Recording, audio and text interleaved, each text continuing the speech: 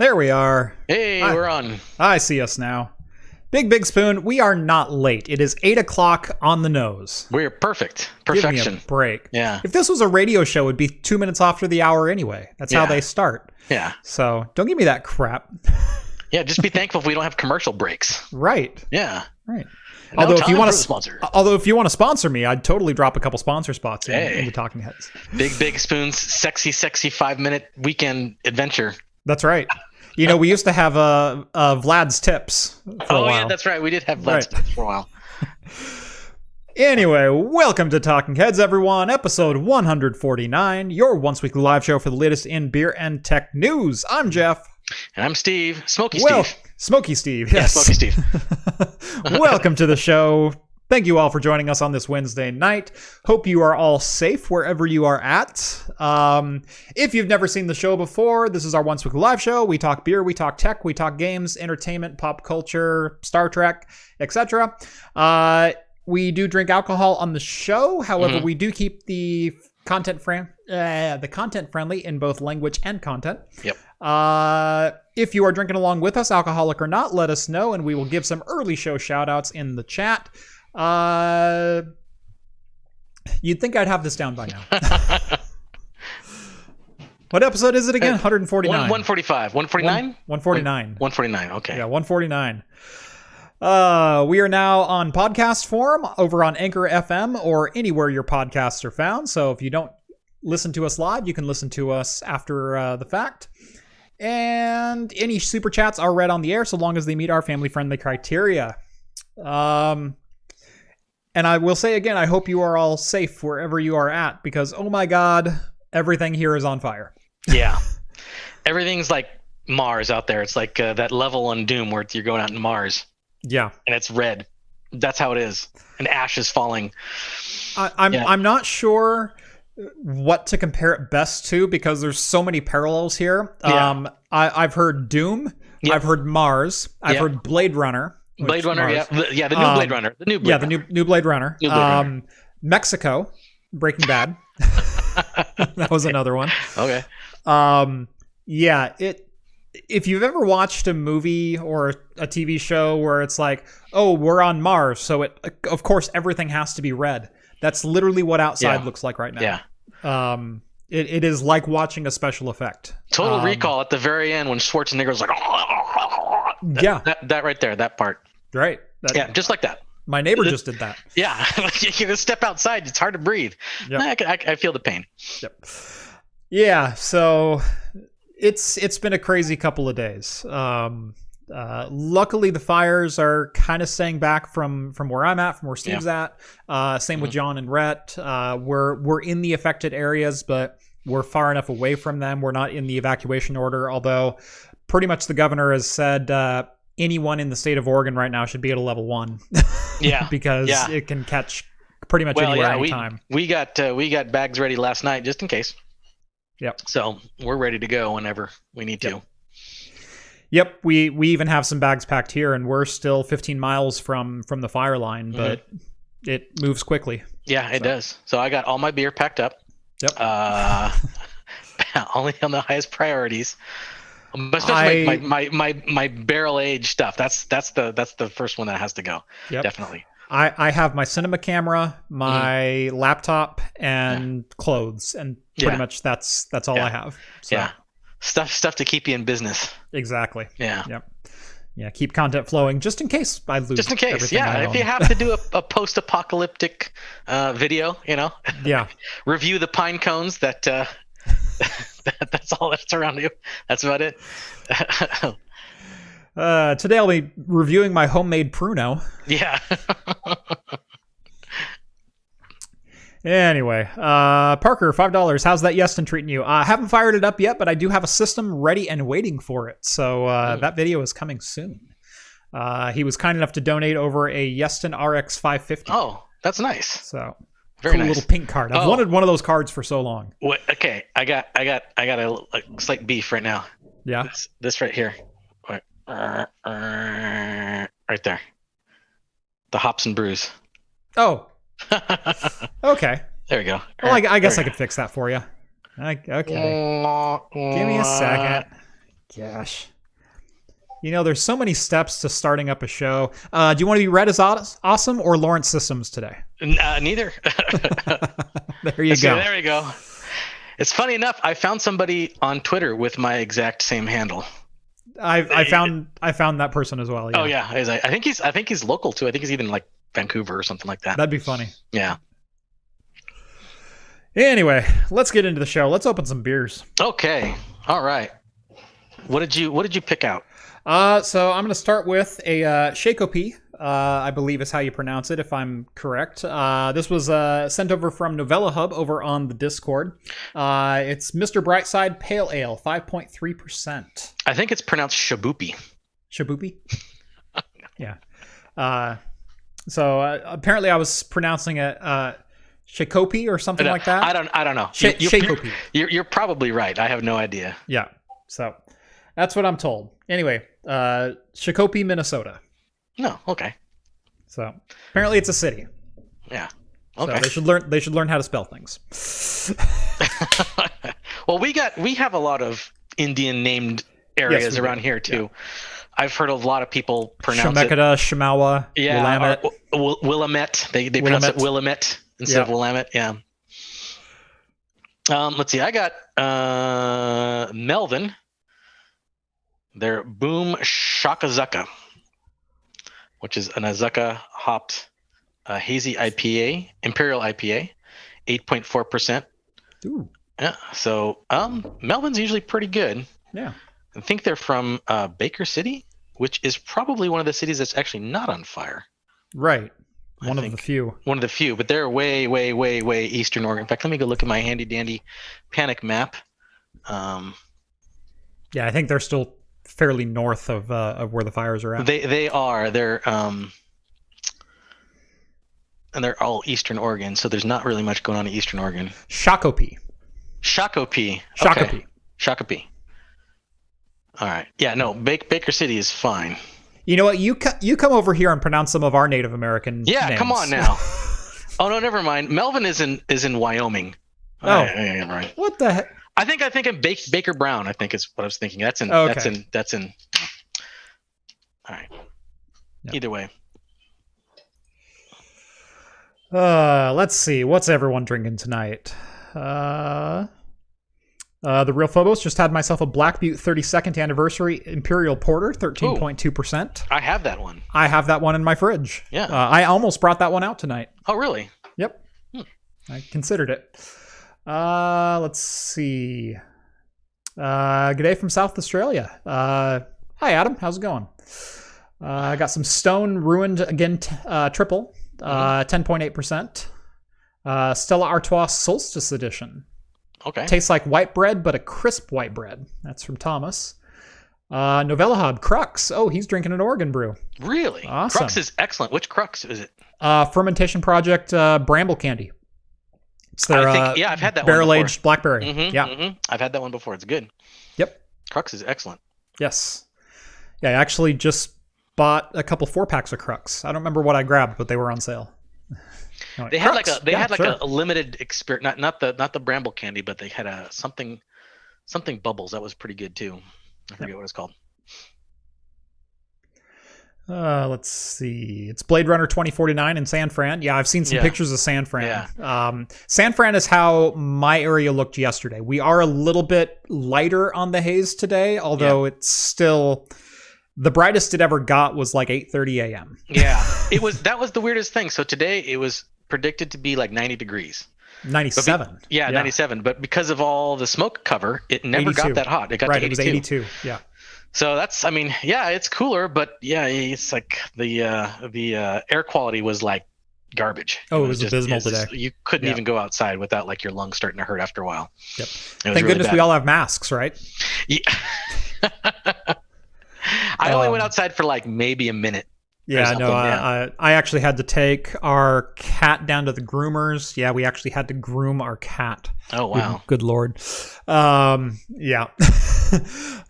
So Rambo's looking all prim and proper now. There you go. Well, he has to. He's the star of the show. Right. You think people tune in for you? Come on. I know better. Yeah. But no, I had to take him down there, and then I had to make a Costco run because it's been like 2 or 3 weeks, and we were running low on some stuff. So you got to get that giant box of Costco hot dogs. Yeah. Yeah, they were actually out of milk when I was there, which is like really. So is there like a milk shortage? I don't know.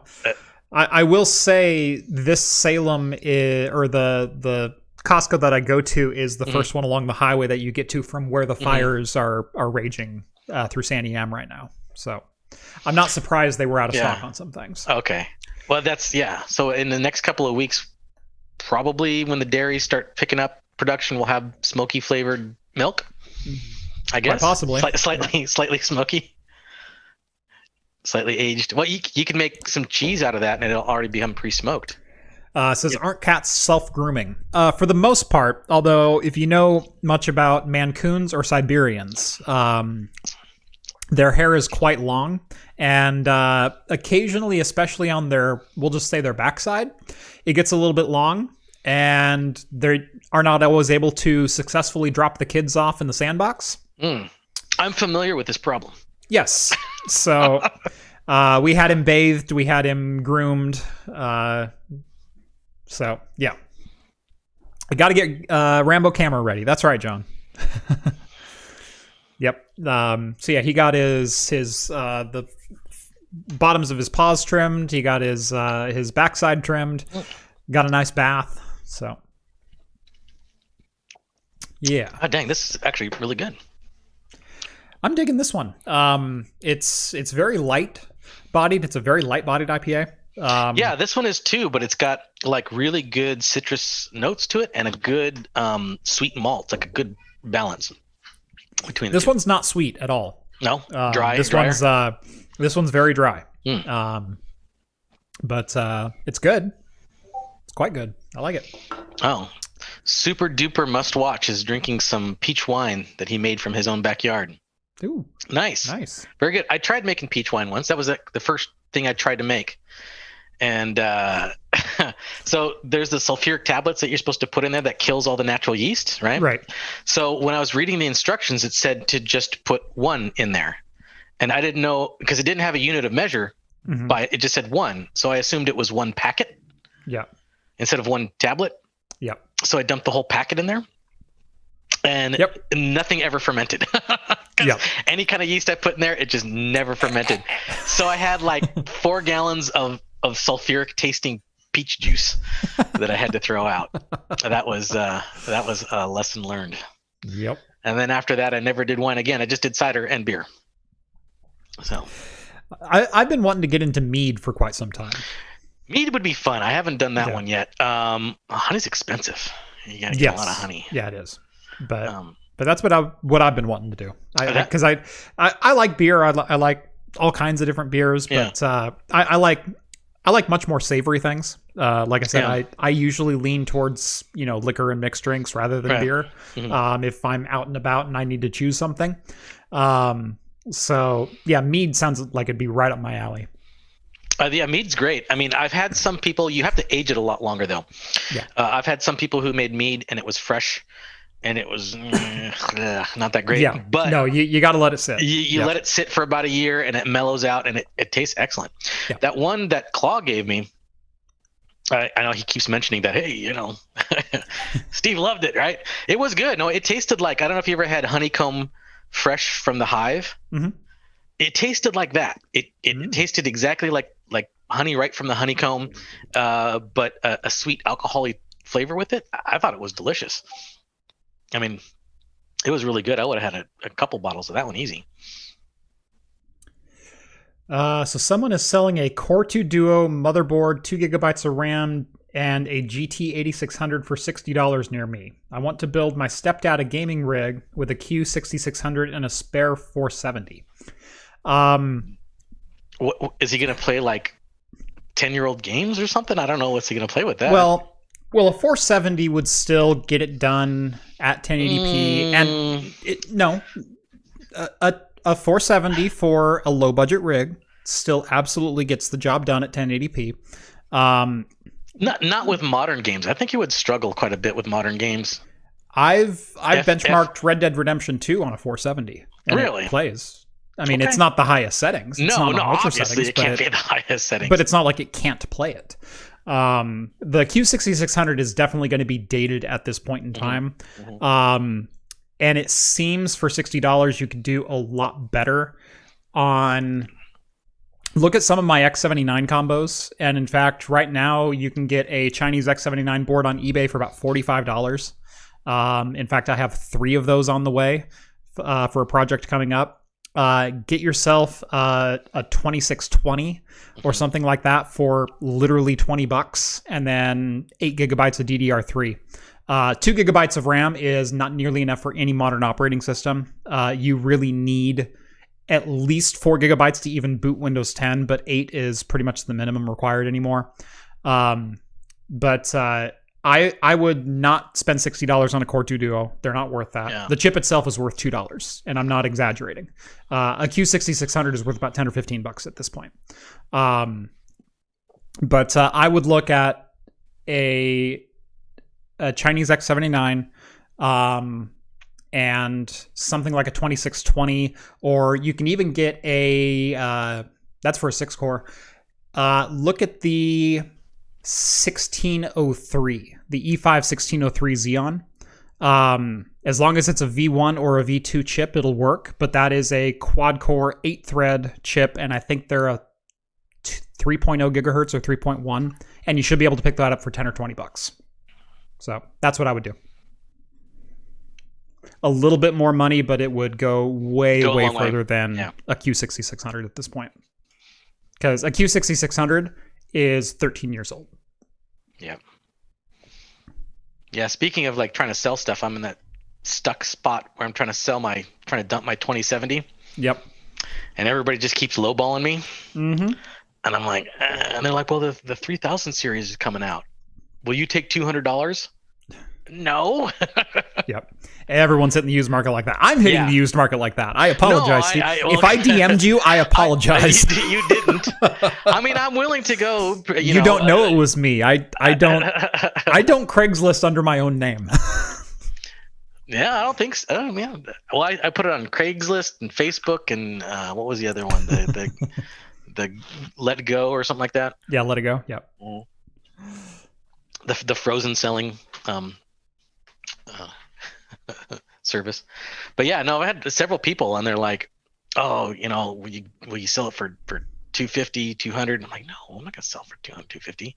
Yep. Nobody is selling it for lower than 350. I haven't seen anybody going at lower than 350. What CPU would I recommend for good single core performance in X79 and X99? Honestly, the best value that I've seen was it the V2 or the V3? If you can find a Xeon E5 2667 V2 for the X79 platform, it's an 8-core 16-thread 3.3 gigahertz base clock with a 4 gigahertz turbo. And if you can do the all-core turbo unlock mod on that, that is an 8-core 4 gigahertz Ivy Bridge chip. That's a pretty reasonable little gaming machine you got there. So that's the one I've been trying to snipe on eBay recently. That chip runs about $140. You can get 4 and 6-core chips down in the $50 and $80 range. The 1650, 1660 series of Xeons is always good. So yeah, that's what I'd do. E5 1603 is $12. Buy it now on eBay. Yeah, I knew they were getting down there, and that's a Sandy Bridge. It's basically a 2600K minus the overclocking. So.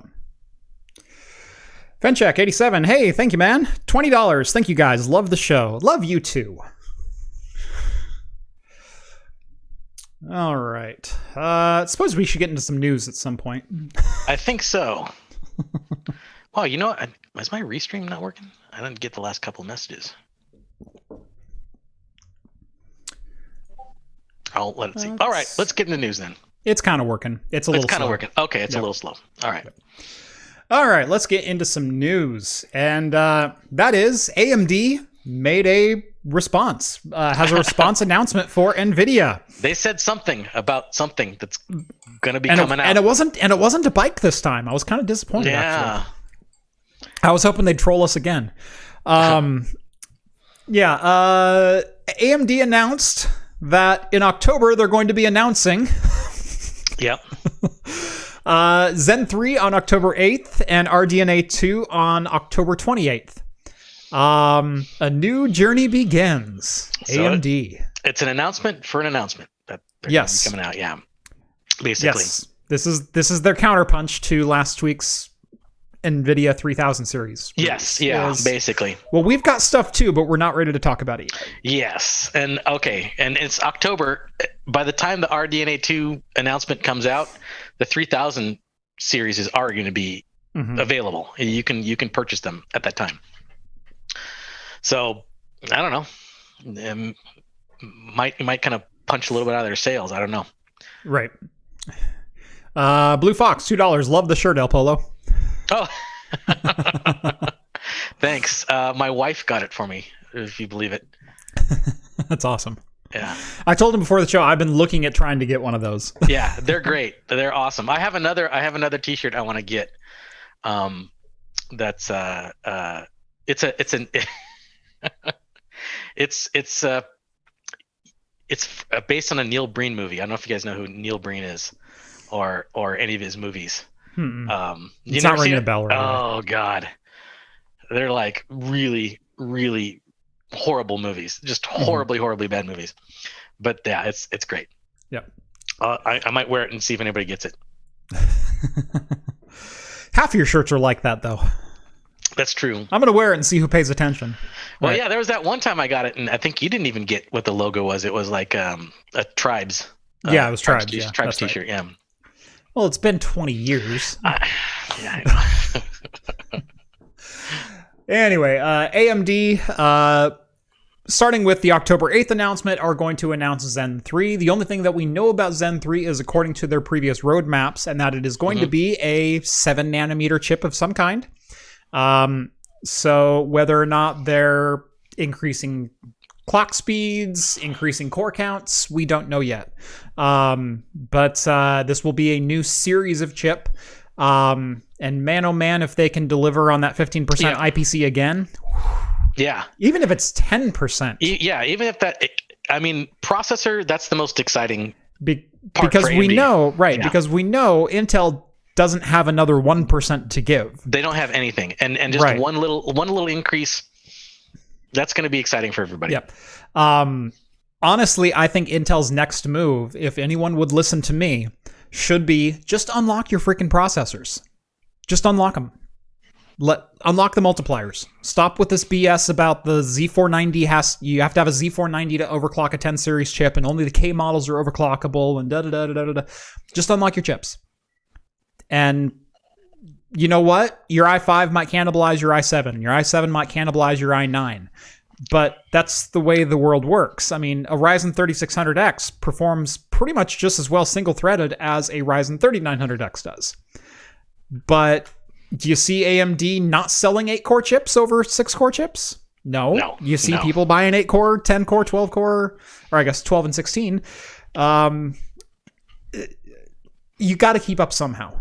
Yeah. You have to keep up somehow. And right now, capping your i5 at 2.9 gigahertz to make it an artificial barrier from your turbo processor at 4.7. You know what? If the i5 will do 4.2 overclocked, then it should be doing 4.2 overclocked right now. Yeah.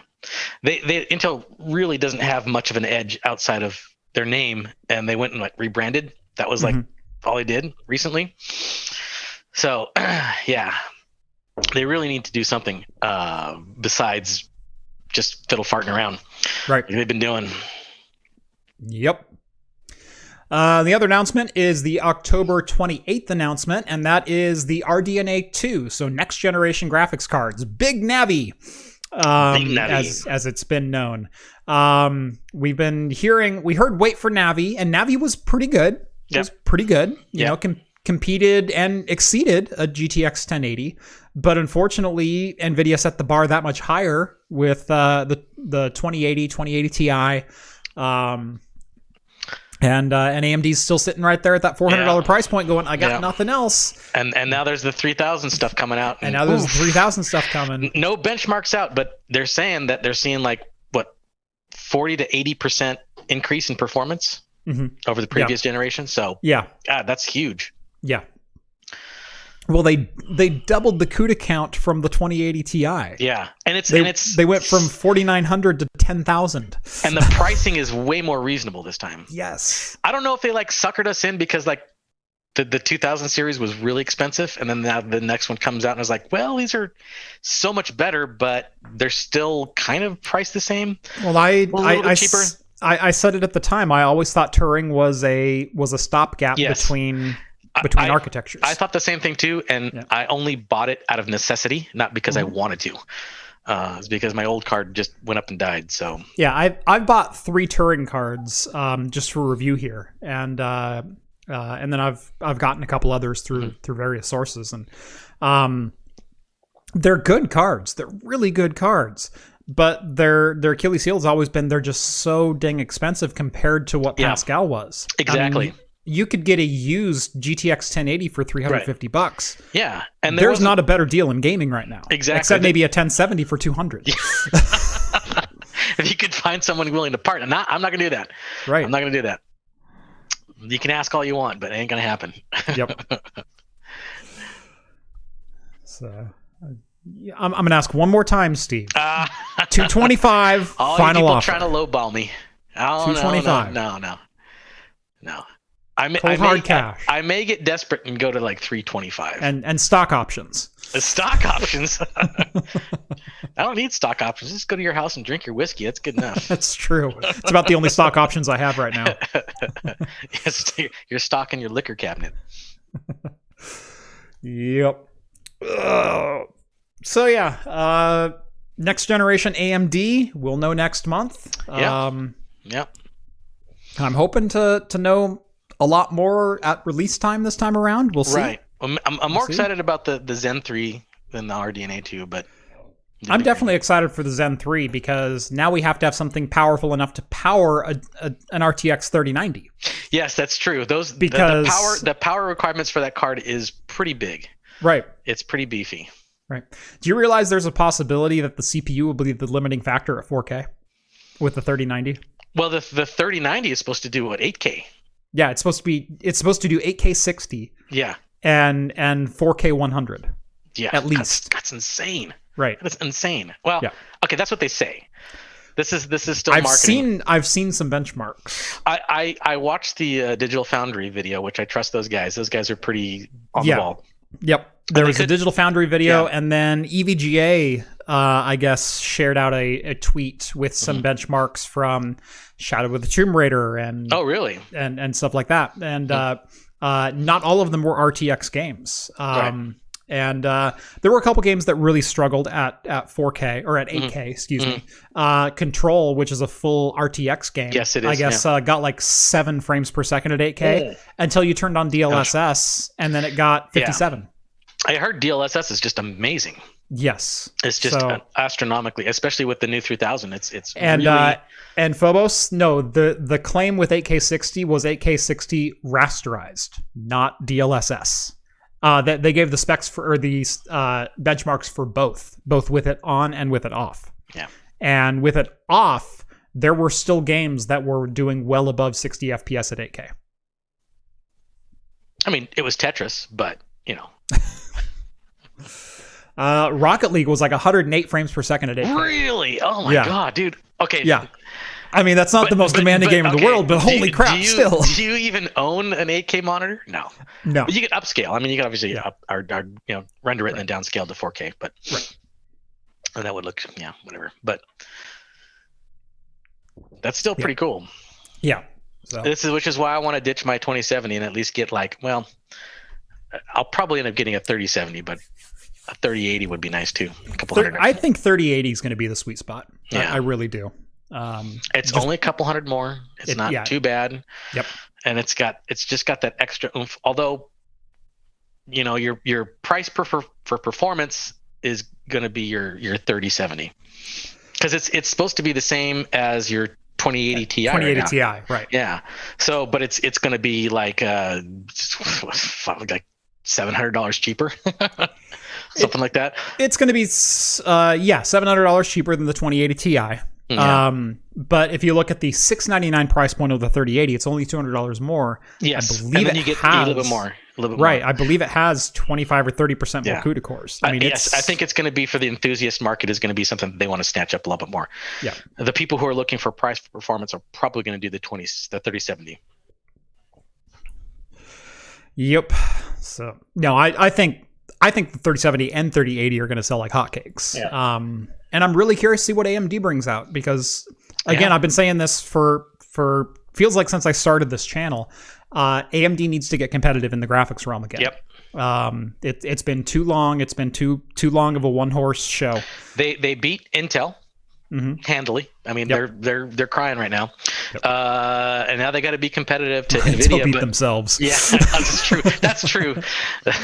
Intel just didn't keep up in the race. Yeah, they just didn't. They just rest on the laurels too much. But they need to get onto Nvidia's level to keep it competitive, and that might even take some of those cards down, which would be nice. But I don't see that happening. We'll see. We'll see with this next announcement. Yep. Dunkel, I believe. Hi, Jeff from Switzerland. Hello. Nice.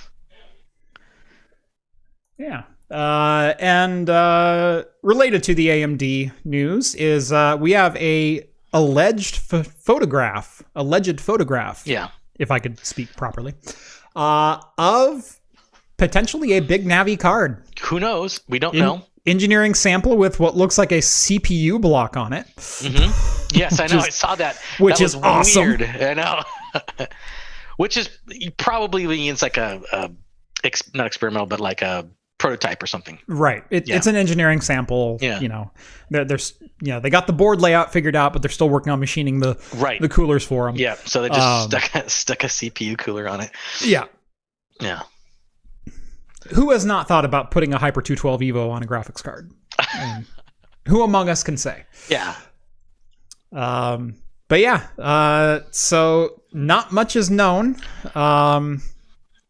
8 video memory bits. Mm-hmm. So this graphics card is likely only 256-bit. So that's about all we know. Yeah, it's a real picture. It's not a blurry Bigfoot picture. So it seems like seems legit. Yep. But not much is known from just like the stickers and stuff like that. So who knows really what it is. Yeah, if you could read the stickers, I bet whoever took the picture is going to be in trouble. Yeah, yeah. But you can't really read it. It's kind of blurred out a little bit. No. You can't zoom and enhance. Right. Although you can kind of see the power supply, the thermotake. Mm-hmm. Thermotake down there. I can't tell what the model number is, and you might have some kind of inkling as what kind of power consumption it might have, but no, I don't think you'll even get that off of it. Yeah. Because we can see some power connectors to it. It looks like at least one 8-pin. Mm-hmm. But I don't see a second lead on the backside of the card. That's I don't conveniently either. Cropped out. Yep. Yeah. So, there could be another one there you don't know. But and for all we know, this is the entry level Big Navi card. I mean, they could have much, much larger cards that have not sampled yet, or because remember, we're still almost a full 6 weeks away from the announcement of Rdna Ii. Yeah. So, but I'm sure more leaks like this will be coming out. Yeah, I mean, the fact that the announcement is so close that this seems like a realistic leak, that it would seem, valid. DIY Perks just put a Hyper 212 on a GPU. I told you. I told you. It's the equivalent of getting those Hemi engines and with the exhaust blower. With a blower on the top. That's exactly what it is. Yeah. That's the computer builder's equivalent. That's exactly right. Reminds me of that old Dell case with the hacksaw taken to it so they could fit in a full height graphics card. Yeah. Oh yeah. I have a couple of those cases, and I'm like, I wonder if I can do that. That doesn't seem that bad of an idea, actually. Yeah. You can just saw off the edges right there. That'd work okay. Yep. I mean, less cooling. It's all. Just keep a box fan next to it. Anyone else hate that it's video cards with a Z? Really, are we a kid in the 90s selecting a username and video cards was already taken? Well, I'm sure I'm sure the company that runs it are like, man, this is but we're already established. What are they going to do? Right. You're going to rebrand and no one's going to visit your site anymore. You know, there was a Twitter thread yesterday that I read. I can't remember who it was, but someone said, man, before you started doing stuff on YouTube, aren't you glad that you didn't try to use your Haxer Speak name that you had from the late 90s and whatnot? Oh, yeah. You know, rather attach an appropriate name to your YouTube channel to you actually have legitimacy. Right. Because once you're known as a name, you're known as that name. You don't want to be Beef Farts ZZZ or something like that as a YouTube channel because you thought it was funny. Right, exactly. So, you can only play that up to 1,000 subscribers. After that, So XXX video card Z420 Elite Haxor. Video cards is 3 guys with limited funding. They're in it for the shits and giggles. Yes, they are. And by the way, how's it going, Ian? Tech Potato. Tech Potato. If you have not subbed to Tech Potato yet, go sub to Tech Potato. That is Dr. Ian Cuttress. Yeah, Tech Potato. That's a pretty good YouTube name, actually. Yes. So, but hey, good to see you, Ian. All right. Unfortunately, I think that's about. There was nothing. There was nothing this week. Absolutely nothing.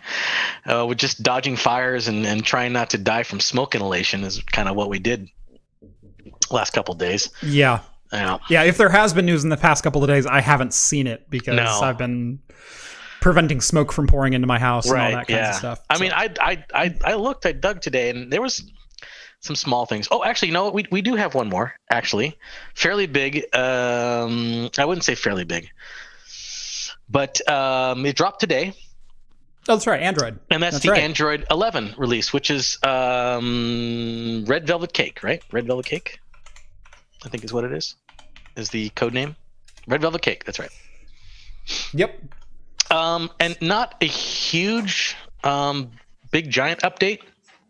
Some small things that are kind of neat, but apparently some of the big things are more developer-oriented, which I haven't even explored. I haven't done any Android development in a year or two, so I haven't even looked at it. But some things, one of them that I kind of like is notification prioritization. So you can prioritize which notifications you want to come up to the top, which ones you want to be at the bottom. Which is something I've been asking for years of a standard Android shell. Yes, I want to see my work email come before all my Discord chats. So it's not that I don't like talking to you Discord people. You're all wonderful people. When I'm waking up, that's not the first thing I want to see. I want to see if my boss is yelling at me for something. So I want to see the prioritization at the top, which is great. This is a good feature that I can get behind. Yeah.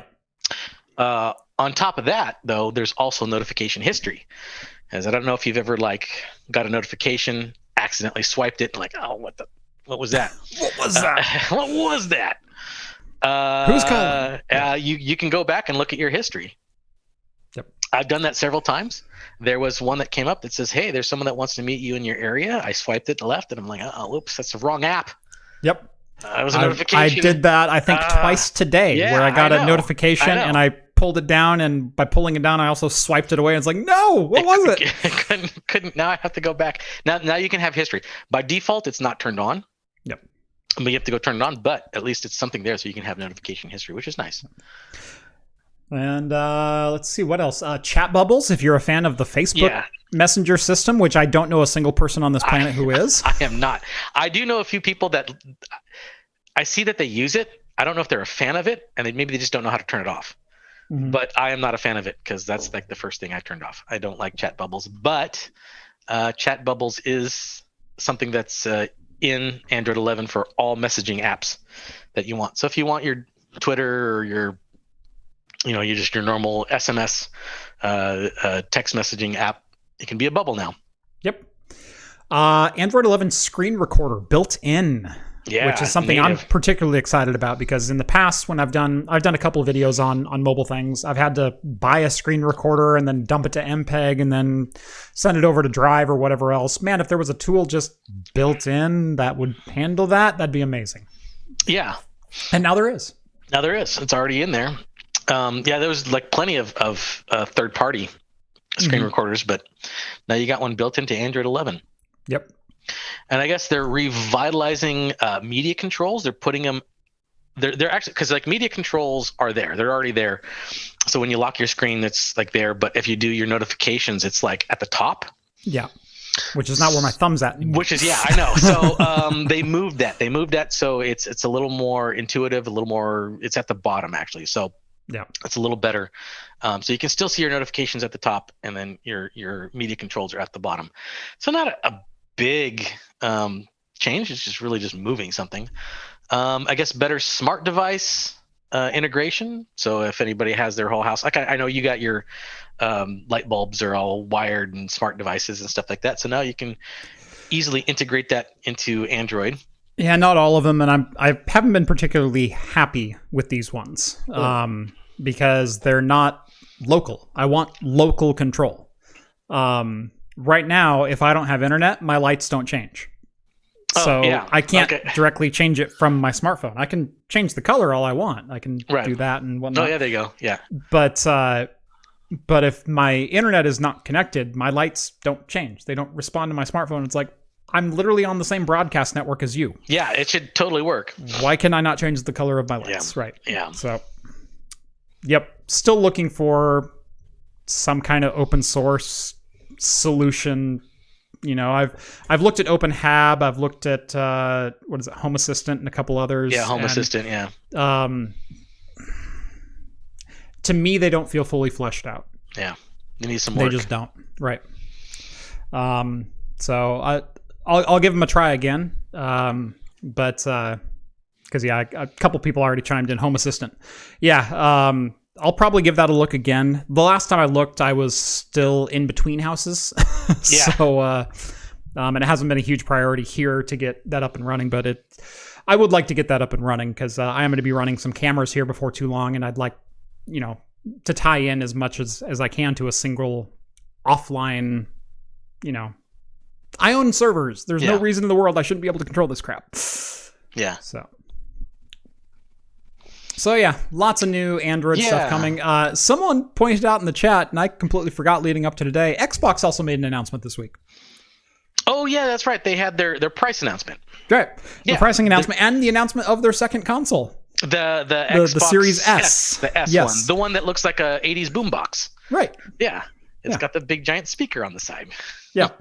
And this was really clever the way it was done because the price was leaked. It was leaked at like 11:30 p.m. or something like that. Mm-hmm. And Microsoft responded by just posting a bunch of memes. And one of them was the awkward monkey. Oh, yeah. From the Muppet one. Yeah. The puppet one, yeah. Yeah, the puppet, yeah. And that's all it was, just acknowledging that the leak had happened. Yeah. At 3 a.m, they dropped the price of the Xbox, and they said, well, the cat's out of the bag, so here it is, $299, and here it is. Here's the Series S, here's the Series X, and $299 and $499. Yeah, I mean, it's a pretty good competitive price point, to be quite honest. It's a very competitive price point. The other thing that kind of got lost in all that, though, was, did you realize they're offering zero interest financing for the consoles now? $25 a month for the Series S, $35 a month for the Series X. And it comes with Xbox Game Pass. Interesting. So zero upfront cost. It's double the cost of an Xbox Game Pass subscription. But you get But you get the console with it?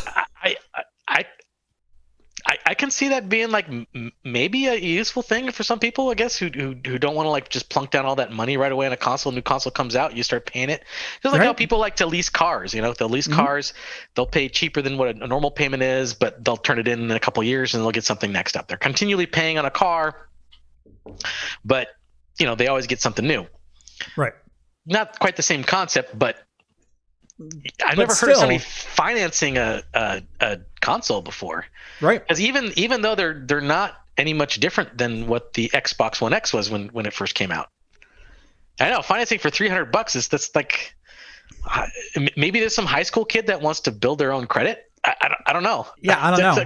But it seems kind of like I don't know. But for me, if you think about $500 from the perspective of,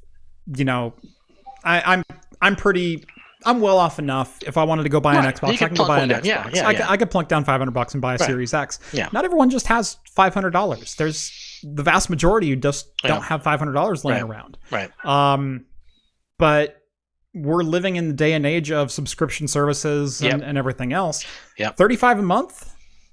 That's it's half of your Game Pass anyway. Yeah, Game Pass anywhere. Yeah. Right. So it's not a bad deal. I can see that being an upsell that people might go after and take after. And I'd be I wouldn't do it, and you probably wouldn't do it, but it actually kind of made me think about doing it. Really?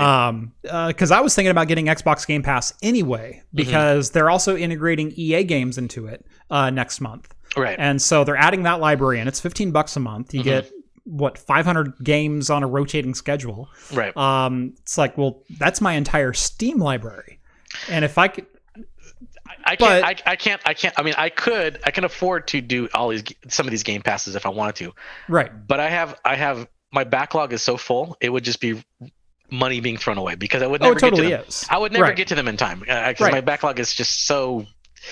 But I also find myself missing out on a couple console exclusives per generation. That's true, and whatnot. And although the only ones that I can think of that could be potentially missed are not from the Xbox side, because they'll come to Windows. It's the PlayStation side. Those are the exclusives that hardly ever come to the PC.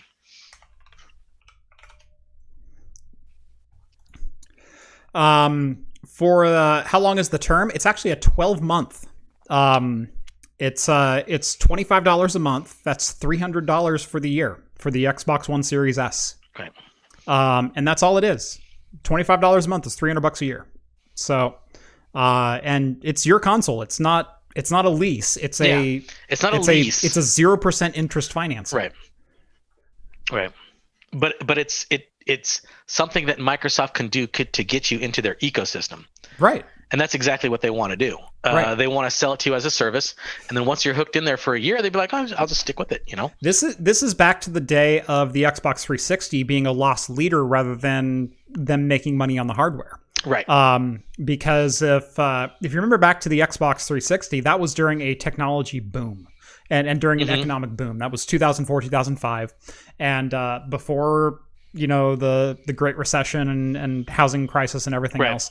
And so people had money to burn, but at the same time, if Xbox goes, you know what, $199 gets you a console. Now, the console was worth well more than that. The hardware in the Xbox 360 at the time was phenomenal for the price point. Right. It's the only time in the history of consoles that they've ever, even for a couple of months, eclipsed what a PC could do. Right. And it was only for a couple of months, but it was there and it was real. Yeah. And so they sold an Xbox Arcade for $199, and then I think the 30 gig version for $299 or something like that. But the arcade version sucked. I mean, because it sucked. You had to run it off of the DVD drive. Right. But at $199, you got into the ecosystem. Right. You could upgrade to a hard drive for $130 later on. Yeah. And you could start buying Microsoft games. Yeah. And that was exactly the point of it. And the PS3 at the same time did the same thing. And they released it with Halo, right? Halo came out. No, not Halo, but Halo. That was Halo 3. Halo 3, yeah, that's right. Yeah. So that was the big game, and everybody wanted it. So a $200 price point, and they can get the new Halo game. That was big. So yeah, I think it's kind of an interesting move, but it does seem silly. Like financing a $300 console, it just seems, I don't know. You're right. It might work out. I don't know. I'd be kind of curious to see. It would. Like if I was going to purchase this and be like, well, you can plunk down $300 right now, or you can have this, live service, have all these games, and then you just keep paying this for that $25 a year or $5 a month, have it paid off in a year, and you get all these games for a year you can play. That's kind of attractive. I can see that kind of working. Mm-hmm. Right. Maybe. So yeah, we'll see. No, it took me from like I don't need a new console to, you know what, if I'm going to look at buying Xbox Game Pass anyway, what's another $10 a month? Yeah. And now I have the console. Yeah. And now I can play it in the living room, and I've got a library of other games that I wouldn't have normally bought. Yeah. So that, to me, that makes a lot of sense. Yeah. Now, is the new Flight Simulator going to be on the new Xbox? I have no idea. Because I have the Xbox Game Pass. I got it free. I got a 3-month free trial for it, and it came with the Flight Simulator. And I tried that a little bit, and it was interesting. I was able to crash into my house, and that's about as far as I got. Yep. But I was kind of curious if that was coming out for the new console too. Sorry, trying to catch up on like 3 chats at once. Yeah, no, I know. Just checked. I'm 136K not played consoles in 9 years. Yeah, I haven't played consoles. The last console I owned was the Wii. That was the last console I owned.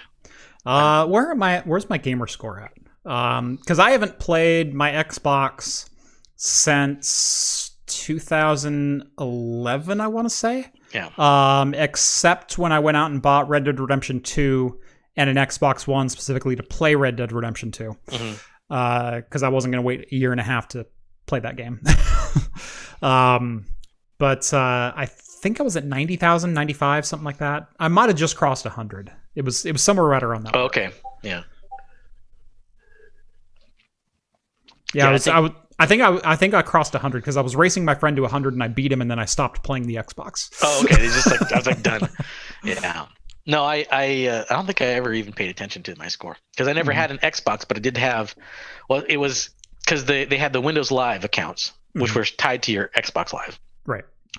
They're supposed to be shared, and I think that still kept transferring. So I mean, even with the Xbox Live account I have now, it's still the same one. Yep. I don't even know what my gamer score was. I don't even think it's like not even 500. I don't know what it is. I hardly ever use it. I can tell you, I got pretty much every achievement for GTA 4 and there was another game I had on both. Oh yeah, that's right. Because GTA 4 was tied to your Windows Live games account. for Windows Live. Yeah. And there was another game that I also played the heck out of that I bought on the Xbox and then later got on the PC. That was also games for Windows Live. Yeah. So yeah, probably somewhere around like 7,000 or 8,000 of my points are just 2 games. Yeah, because you just got all the achievements. Yeah. Right. Yeah.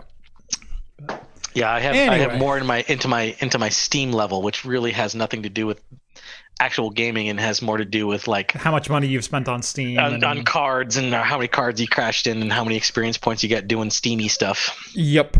Not necessarily playing games. Yep. I've gotten something like 10 games worth of money from selling cards from playing games on Steam. Oh yeah, no, I do too. That's what I'll do is about once every 6 months, I'll just go in there and cash out every card that I have. Yeah, I'll take all the cards and I'll just sell them all, and then put them on the marketplace. Yep. I'll usually have enough money when the summer or winter sale comes rolling around, and I'll pick some good game, either with a heavy discount or get it just outright from just selling cards. Yep. Which I don't mind that. That's kind of nice.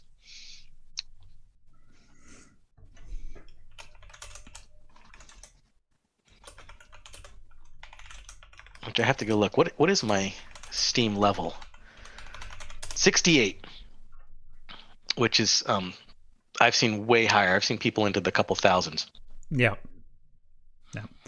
I think I'm at 13, but it's because I didn't game the system at all. Yeah. Well, I mean, that was just from like I think from the very beginning, crafting a few things, and I know that your years of service increases 100 XP every year.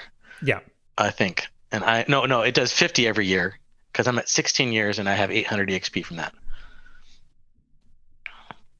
So I pretty much signed up on my Steam account when Half-Life 2 came out. Ian says, I was first in the world to get 100 gamer score or 1000 gamer score on some pro darts game. At that age, it was my claim to fame. Yep. Trying to think of my claim to fame was I won still tied to Microsoft, the gamer score thing. Yeah. So this was in 2009, I want to say. It was right after Fallout 3 came out. Oh yeah. There was a Games for Windows Live contest going on. And if you logged in and played a Games for Windows Live game, it would on any day. Every day that you played, you would get your name in a hat. And at the end of that week, they would draw the names of people. So you could have up to 7 entries per week if you played every single day. I knew the contest was going on, and you didn't have to opt into it. You simply logged into Games for Windows Live and played, and you got thrown into this hat. And right around, that was in December 2009, is when they were running that contest. Right around March, I received an email from some random company telling me that I had won a grand prize. And I went, yeah, right. Yeah, but you thought it was like a spam thing or something? I could have swore it was spam. And it came into my inbox, and so I looked up the company, and this was a public relations company that deals with game giveaways. And I went, oh, maybe. I don't remember entering anything. Yeah. And then it said, yeah, you've won an Alienware M17X fully loaded laptop. Nice. The $3,500 laptop. Yeah. So here's the specs for the day. It was a Core 2 Quad 9600. It was the mobile Core 2 Quad. It was dual 9800 GTX graphics cards in SLI, so 512 megabytes each. Oh, yeah. Wow. Yeah. I think 8 gigabytes of DDR2. Nice. 17-inch 1080p display. Back then, that was sweet. Right? That 2009. was like cream of the crop. Yeah. So I received the laptop, I turned it on, and I went, ooh, that's really pretty. And I put it on eBay. Oh, yeah, I just sold it. I sold it, made enough money to build myself a brand new Nehalem desktop, an X58 desktop with an i7-920, and also pay off the taxes that I had to pay for winning a $3,500 prize. Yeah. So broke even and had myself a brand new state-of-the-art gaming PC. That's kind of probably the way to do it. Yep. Well, I'm done with my beer. I'm going to open my second one. Yeah, I'm literally finishing mine now. So. All right. So I'm going to do, this is a classic. So Oscar Blues, which is in the Denver area. I think it's just a little bit outside of Denver. I'm not sure. But wrong camera. There we go. There you go. Yeah, there we go. Old Chub. Old Chub. Which is a Scotch ale. I'm kind of mixing it up from the IPAs. As much as I love IPAs, I like a good malty, big Scotch ale every once in a while too. You said Scotch ale, and now I really feel like a Scotch ale. Well, you got a fridge behind you that you can just pluck through. And the Scotch ale is in the garage fridge. Oh, all right. Well, you kind of shot yourself in the foot there. I did. Because my next beer was going to be another IPA. It was a bigger IPA, but it was another IPA. That's what my third beer is, an IPA if we get to a third beer. And this one's actually really good too, because I've had it before. It's Revision's Quarantine Dreams. Oh, nice. It's actually really good. And I've had it before, so I'm just like, you'll have it again. If we get to it, sometimes we don't get to the third beer or not. Yeah. But. All right, let me go dig in my fridge. Let me see if I end up with a 10% IPA or if I come back with something else. 10% IPA. Usually those are malty enough to kind of be a substitute for a Scotch ale. Oh, my God. That's great. Roasty, sweet, malty, a little bit of hoppy. I don't know if you guys ever had Old Chub. It's a funny name. Great beer. Oscar Blues. I'm planning on going there in the next couple of weeks. I'm going to go visit my brother in Denver, and then we're going to go brewery hopping if they're open. See what goes on. But, there's somebody who says, hi, I love craft computing. That's good. If you drink Baileys from a shoe, will you drink Baileys from a shoe? I don't have any Baileys. I don't think Kraft has any Baileys. Drink Sambuca. Okay. Oh, Tech Potato says Sambuca. Okay, I love Sambuca. when I first started doing my own brewing, I made a black licorice porter, which was phenomenal because I loved Sambuca and I wanted to have like this big black licorice flavored beer, and it was great if you liked black licorice. And I have yet to find a commercial beer with that much flavor of black licorice in it. Even all the ones that I say that have a lot of black licorice in it never came close to the one I homebrewed. So I'm thinking I'm probably going to do that one again because I cannot find another beer that has that much black licorice flavor in it. Oh, why so many fire extinguishers? Because Oregon is on fire. Yeah. There is literally giants. Yeah. Yeah. So there you fire go. extinguishers. Yeah. There's literally giant wildfires right outside our doorstep.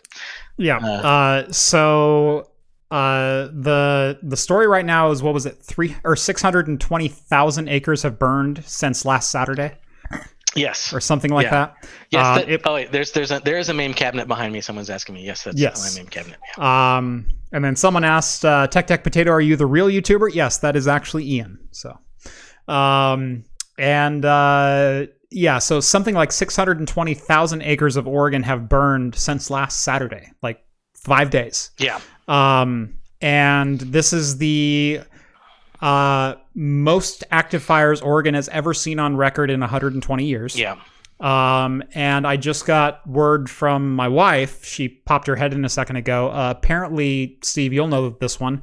The McDonald's at the Lincoln City 101 cutoff is on fire.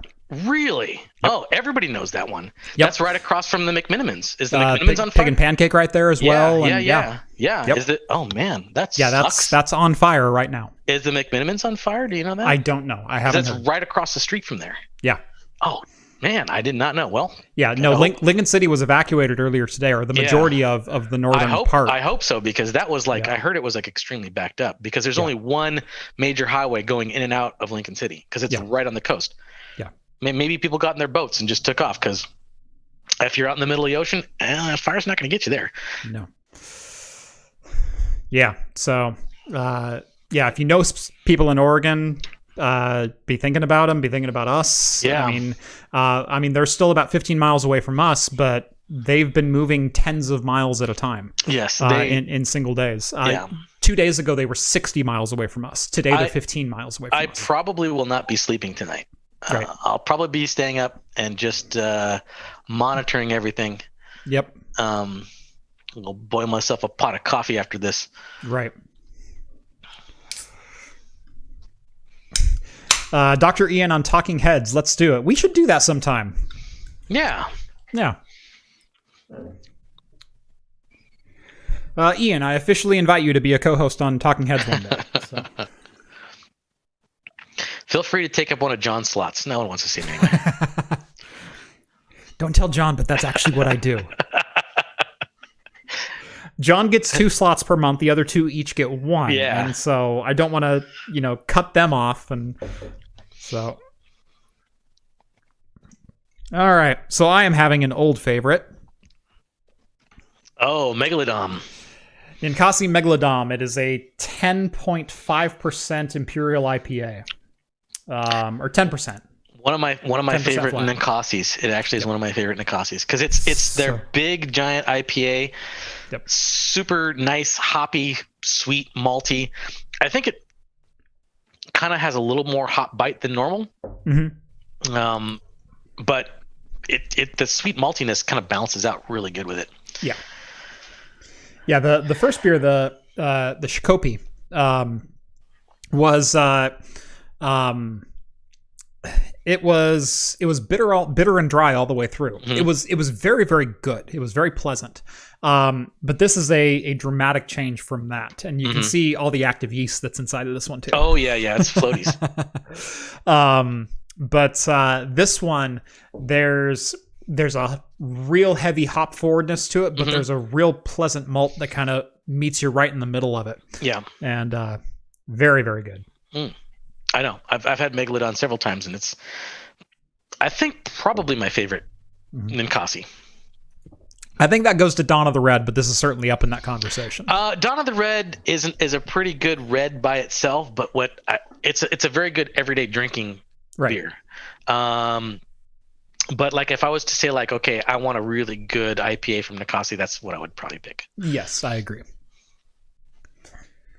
In a sea of pretty good IPAs that they produce.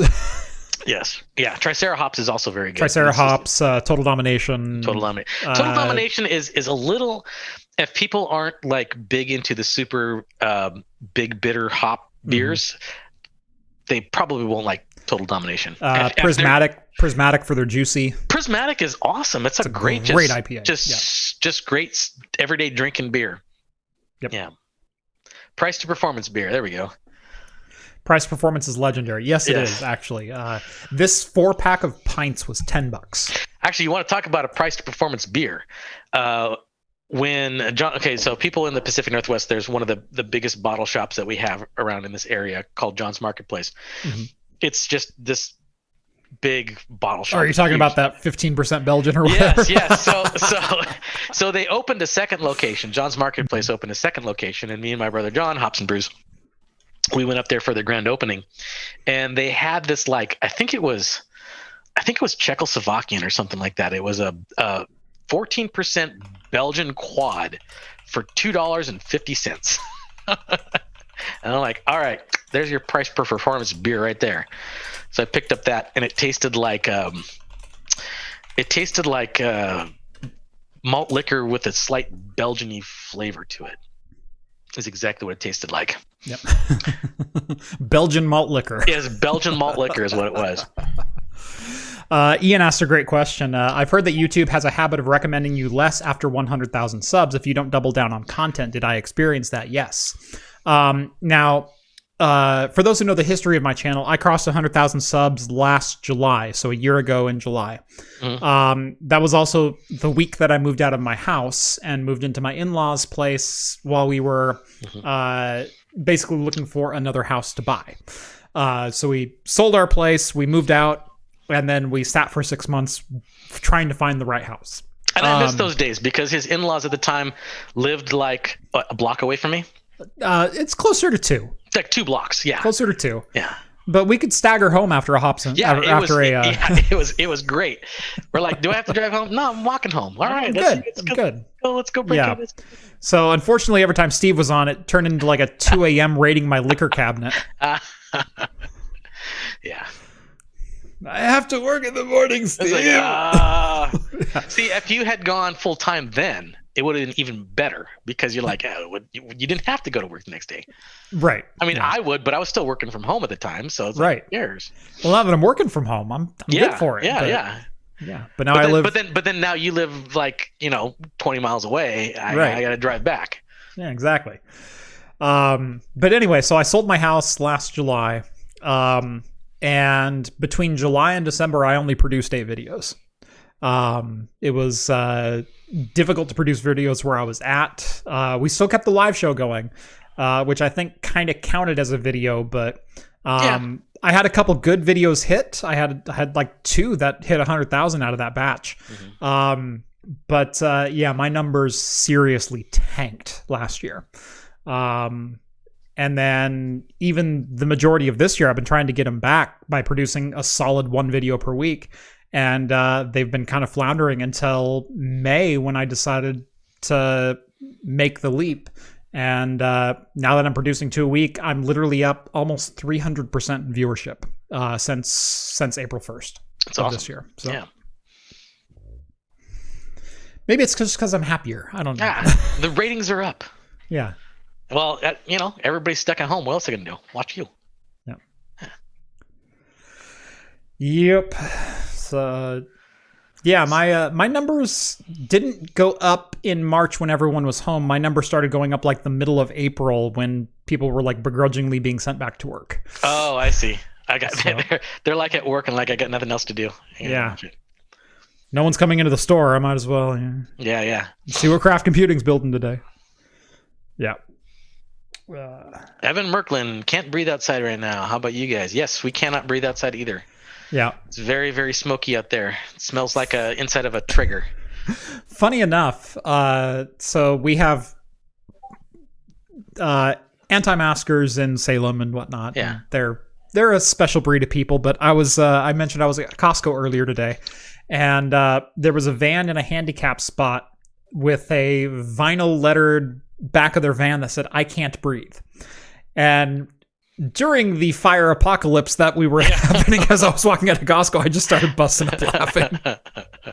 That's true. I bet right? you put a mask on now because there's smoke in the air, but yeah. God forbid you don't give someone COVID. Yeah. Yeah. No, it's really. And by the way, bad. they're shopping at Costco, which very, very much enforces the get the hell out of our store if you don't have a mask on. So.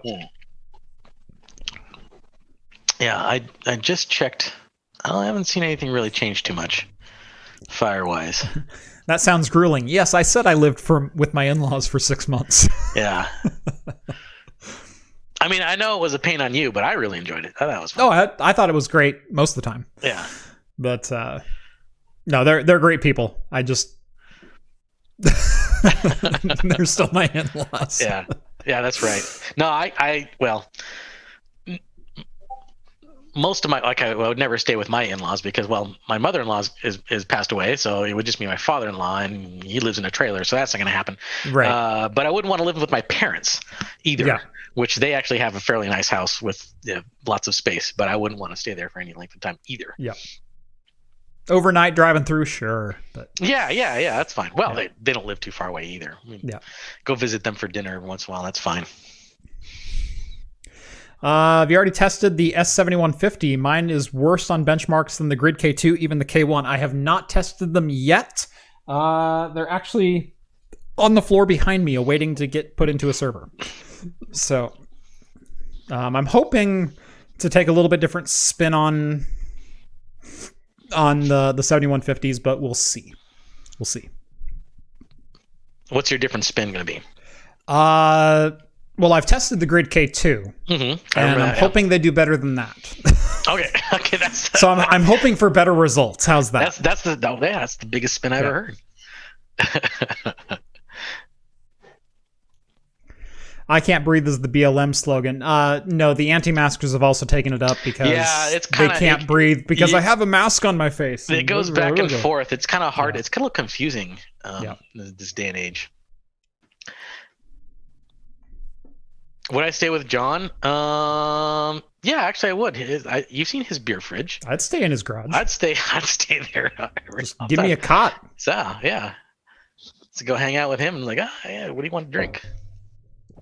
Steve, it's 105 in the garage. Yeah, Whatever, I said I'll sleep in the garage. Yeah, it's fine. Yep. Everyone like the stream real quick. That's a great reminder. Go like this stream if you haven't done so already. Smash the like button. Smash that like button. Or hit that like button. Yeah. Smash it if that's your thing. Yeah. Little Peter McKinnon up in here. Let's see. Let's get into a little bit of beer news. Sure. What little beer news we have. What little beer news we have. And most of the beer news we have is little. So I guess the first reminder is watch what you eat because you might be drinking it later. Yeah, exactly. So there has been I guess Modern Farmer is a brewery, I guess. I don't know. But they've been using recycled toilet water to make beer. Who is Modern Farmer? I don't know. I should have probably read this a little closer. It looks like they are a brewery. They're a brewery. Okay, so I was right. So Modern Farmer. Yeah. It sounds right. But yeah, they've been. I know they're just a website. Okay. Oh, they're just a website. Okay. So this is according to the source material. So thank you, John, for linking me to source material. Yeah, there you go. Thank you. But yeah, they've been talking about Well, I mean, I guess it depends. Water is as anybody who's ever brewed beer before, your source water is key to making a good flavored beer. Water is everything. Yeah, water is everything. If the water's too hard, it's not going to turn out that good. If it's too soft, it's not going to turn out that good. A little mineral content's pretty good. So, if the water is treated enough and it's came from recycled toilet water, you're probably going to be okay as long as you don't advertise on your beer that you came from recycled toilet water. Right. Yeah, you know those water treatment facilities? Those are either taking poo and throwing them into the ocean after they treat it and filter it and get rid of all the nastiness, or they're putting it back into the drinking supply. Yeah, exactly. So you're already doing it. So you're already doing it anyway. Right. Eventually, one way or the other. I mean, this kind of reminds me of the time that Rogue put out the beard beer. Yeah. I don't know if you remember that. So the beard yeast. Yeah. Yes. So Rogue is a brewery out in they're pretty famous. They do Dead Guy. And they're pretty nationally distributed, so everybody should know them. They made a beer called Beard Beer, where the yeast came from one of the head brewers' beard. They actually took a couple strands of his beard, cultivated the yeast, and then put that into a beer, and they called it Beard Beer. Yep. And I'm like, okay, it sounds gross on its surface, right? Right. But they're cultivating the yeast. But yeast is just yeast. I mean, they cultivated the yeast from something. Right. And there's no hair in the drink. It's just the yeast that they cultivated. And so, I had it. I thought it was actually really good. But it did not sell well. And why didn't it sell well? Because they called it Beard Beer. Right. Because this is yeast sourced from some guy's beard. Right. No one liked that idea. So yes, even though this thing is recycled toilet water and it's completely fine, I'm sure it's going to be great. It's going to taste fine. No one wants to know that it came from recycled toilet water. Yeah, that's not an advertising. That's not a point that you want to put. Now with more toilet water. You don't want to put that on your advertisement. Made from reclamated. Yeah. Stop. Yeah. Right. Don't do that. Like if you want to say made from the yeast strains found from a sunken ship off of Australia, that's a selling point. Yeah, that's going to be something unique and different, but you don't want to do something gross, Right. Pube beer. Yeah, pube beer would be. Beer. I would still try pube beer, honestly. I'd be fine with that. I know you would. I would. I mean, you liked the pepperoni pizza beer. Okay, I didn't like it. I thought it was unique, and I thought that the flavors were there. You appreciated having tried it. Yes, exactly. I appreciated having trying it. I wouldn't have a full glass of it, but I get what they were doing, and I tasted the flavors that they were trying to present. It was exactly what it said. It was exactly what it said, and I was appreciative of that because there's so many times where they say, "Hey, we got tons of raspberries in here," and you drink it, and it's like, I taste none of that. Yeah. I was just saying before when you left, I was talking about licorice beer. Like I like licorice. I think they were talking about Sambuca. And I'm like, I love that black licorice flavor. And I homebrewed a black licorice porter, tons of black licorice flavor into it. Every time I go to like a bottle shop and I see that they have black licorice in the beer, I buy it. And I'm always disappointed because you can barely taste that black licorice flavor. Because I think black licorice is one of those things that you either love it or you hate it. Right. So it doesn't have a huge marketing value. I like it. I like it too. I mean, I think it's great. But not everybody does. People are just like, I don't want that. So they're not going to like absinthe. So there you go. Yeah, absinthe is just it's a little different. But anyway, I would probably have a taster of pepperoni pizza beer. Toilet beer coming to a brewer near you. Yeah, of course. All right, and then in I guess other news, Anheuser-Busch is launching a higher ABV hard seltzer under the Bud Light Platinum label. Right. Because just what we needed. Yes. Another seltzer with more alcohol in it. That's the natural progression.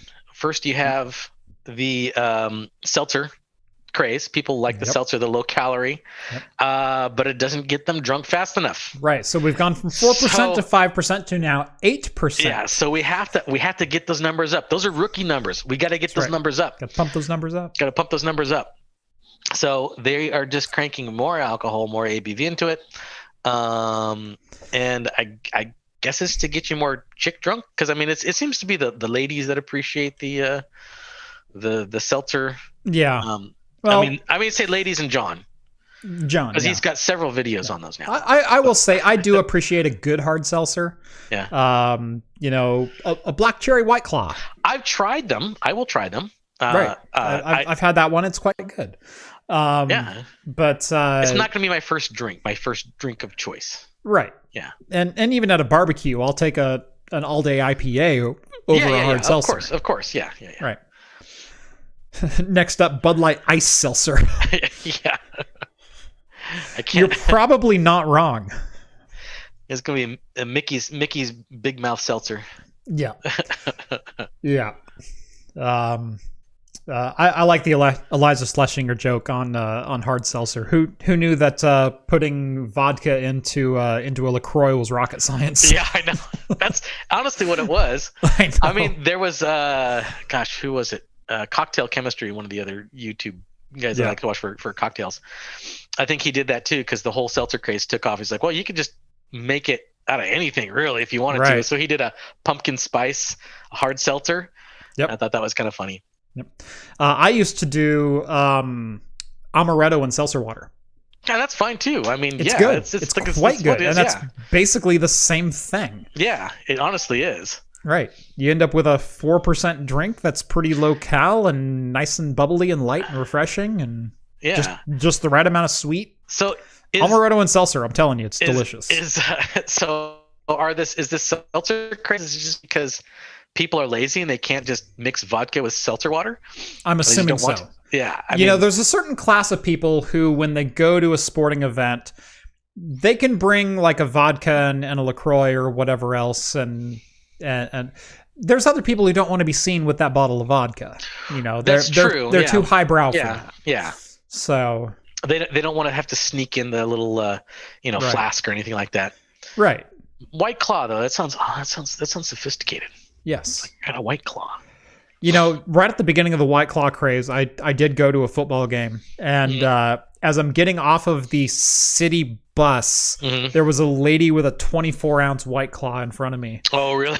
Right after I had heard like "Ain't No Law" when you got with the claw or whatever. Yeah. It's like, no, there's still open container laws, and you're on a city bus. Yeah. Oh yeah. Well, that's why they invented. They have. I've seen that. I've never seen anybody actually use this product, but I've seen it out there. I'm sure you've probably seen it before too, where they have the beer belly and they have the beer boobs, I think is what it is. Or they one for the guy, one for the girl. It is basically like a little false beer belly where you fill it with liquid and they have a little tube up and you can just sip on that. And they have the one coming from the bra. Yep. Which like their boobs get smaller as they drink. Usually that's inverted. But, well, it depends on who's drinking. Depends on who's drinking. Who's drinking, yeah.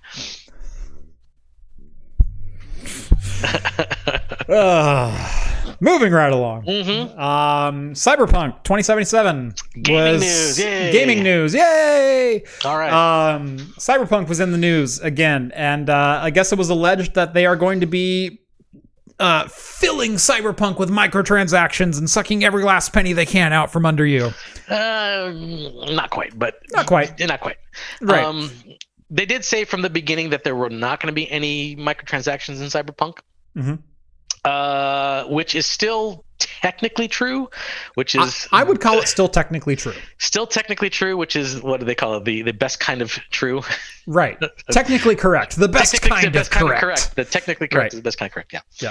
So the single player Cyberpunk has 0 microtransactions, but there is a separate game that I guess comes with Cyberpunk 2077, which is the multiplayer side of it. Yep. Kind of like how GTA 5 is. You have the single player side of it and you have the multiplayer side of it. Right.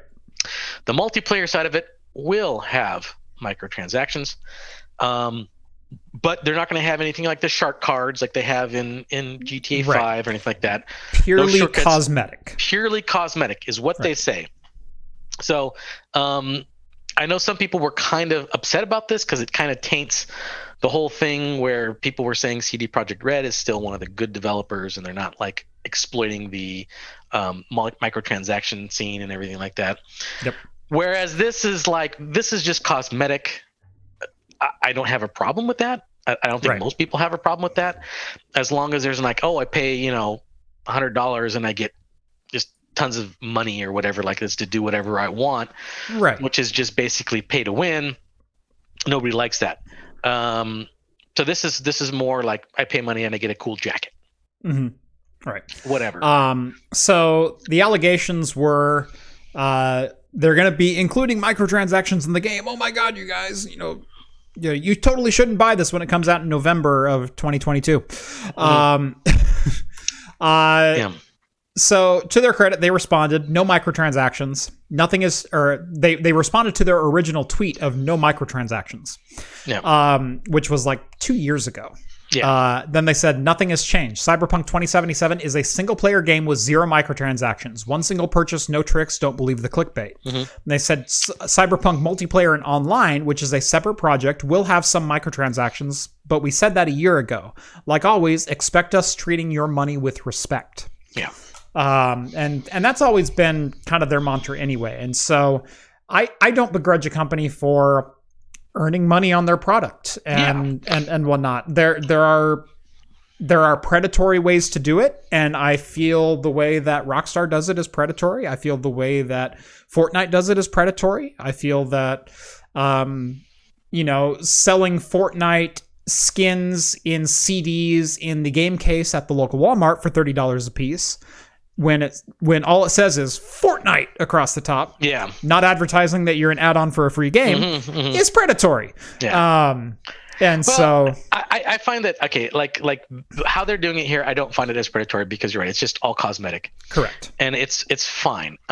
It's cosmetic and it's clear. And it's not like it's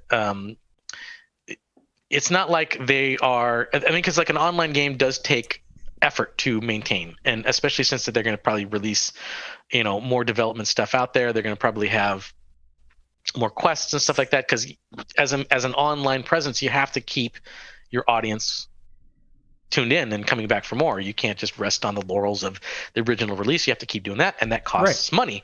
So as long as you're not like doing the pay to win type of stuff, that's fine. I don't know about Fortnite. I don't know about it being predatory because they do offer the game for free. Right. I don't know if there's any. I can't speak with any authority about Fortnite because I only played it like maybe twice in my life. Right. I benchmarked it once and I refused to. Yeah. So I mean, because they do offer it for free, so I can't really say if it is. I don't think I even hit the ground before I died. And I went, this is stupid. Yeah. So I can't say that I'm the authority in Fortnite. Right. But I do kind of agree with you with GTA 5. They do the shark cards where you just get a shit ton of money and you can buy whatever the hell you want for just a ton of money. But most get a lot of people who are cheating in there anyway. So whatever. Mm-hmm. Right. And for me, it's all about the marketing of it. And I feel the marketing in Fortnite and GTA 5, and you can extend that to Red Dead Redemption 2. Yeah. You can extend that to Call of Duty. Feels a little bit predatory because it's more than just buy something that looks cool on screen because I want to look cool on screen. Right. It's buy something because I want to be better than everyone else. Yeah. And it's the pay to win mantra. Anything that gives you a advantage over somebody else who doesn't pay for something is BS. Is BS. It's predatory. Yeah. Right. And your audience is going to die quickly at that point. So you have to make the core gameplay fun and addictive to keep people coming back for more. Yep. And then like CS:GO was we had to pay for that for years and years and years, and they finally went free to play, and they still kept their cosmetic in their marketplace, and they still have a huge market share. They don't have any play to win type of stuff. All the weapons that they are, the stuff you can buy is just skins. Right. It's nothing that's going to give you any advantage over somebody who's just using the free product. Correct. Right. So hopefully that's the same. Hopefully Cyberpunk does stand by their word. CD Projekt Red, developers of The Witcher, I have no doubt that they will stand by that word. Yeah. And again, I don't begrudge a company for looking for additional revenue sources, you know. And if they're cosmetic and people are willing to pay it, that's totally one thing. More power to them. I wouldn't pay it. I mean, as long as it's not like Fallout 76 levels of ridiculous price, where they charged like Battlefront 2 $20 for a Santa suit or something stupid like that. Then it'd be okay. But Battlefront 2, where you can literally just pay to unlock Vader, and you're literally invincible. That was ridiculous. Right. That was okay. Yeah, that was stupid.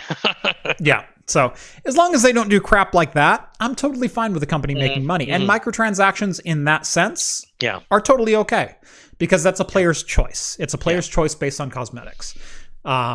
Which is kind of a weird dichotomy, because when this first came out, horse armor, we panned the heck out of horse armor. $5 for an armor set? Are you freaking kidding me? But it was a single player game. It was 2008. And it didn't give you any advantage one way or the other. It was just if you wanted it.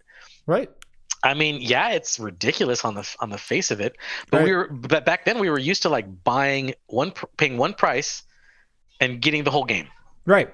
And then if there were extras available, they came in a massive single-player DLC for $20. It wasn't DLC. They called them expansion packs. Expansion packs. Yeah, there's expansion packs. Because they weren't downloadable. They still came on discs. They came on discs. They were those round things that you actually put into computers to load software in. Yeah. So, we were used to that. Like, we can get an expansion pack. It would cost like maybe $15. I had the X-Wing Balance of Power expansion pack, which came on 4 floppy disks. Hey, all right. There you go. Do you still have it? Yeah, I don't. Oh, okay. I still have some. I think the only floppy disk game that I have is Secret of Monkey Island 2. That's a good one to have. Yeah. It still has the wheel on it, too. Yep. So, I think we all agree about microtransactions in general. So here's something that's added to the list of things that Doom can play on. This is the most obscure thing you can think of to be able to play Doom on. Right. And so for those who don't follow Foon is awesome as far as like retro hardware and stuff like that goes, and he's always posting funny stuff to Twitter. He's a great follow in general. Anyway, about a week ago, he posted that he had obtained a pregnancy test. What's essentially an Internet of Things pregnancy test. Yeah. It's electronic, has an OLED monochrome screen on it. And he goes, well, what can I do with this? And so he hacked it into a media player, first off. So monochrome would play 128 by 96 GIFs, I believe. Yeah. Was the resolution on it. With either on or off pixels, no grayscale gradients or anything like that. Just 2-bit. Right, 2-bit. Yeah. And he goes, well, I thought about, can you play Doom on this thing? Well, no, I couldn't play Doom, but I could load a video of Doom being played. Yeah. And so we uploaded that to Twitter, and people went, no, you need to make that play Doom. Yeah. And so he made it play Doom. Yeah.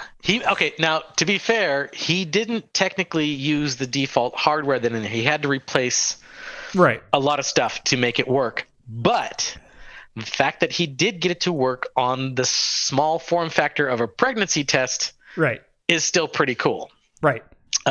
Yeah. And and he's got the video proof that it does work. Yep. And I know exactly where he's at in level 1-1. Yeah, I know. I know exactly the room he's in. I saw that, and I'm like, I know that level in Doom. I know that. I've played that 3,000 times in my lifetime. Yeah. Imagine, you just get one of those, and then you can't advance to the next level until you test positive for pregnancy. Then you get the BFG.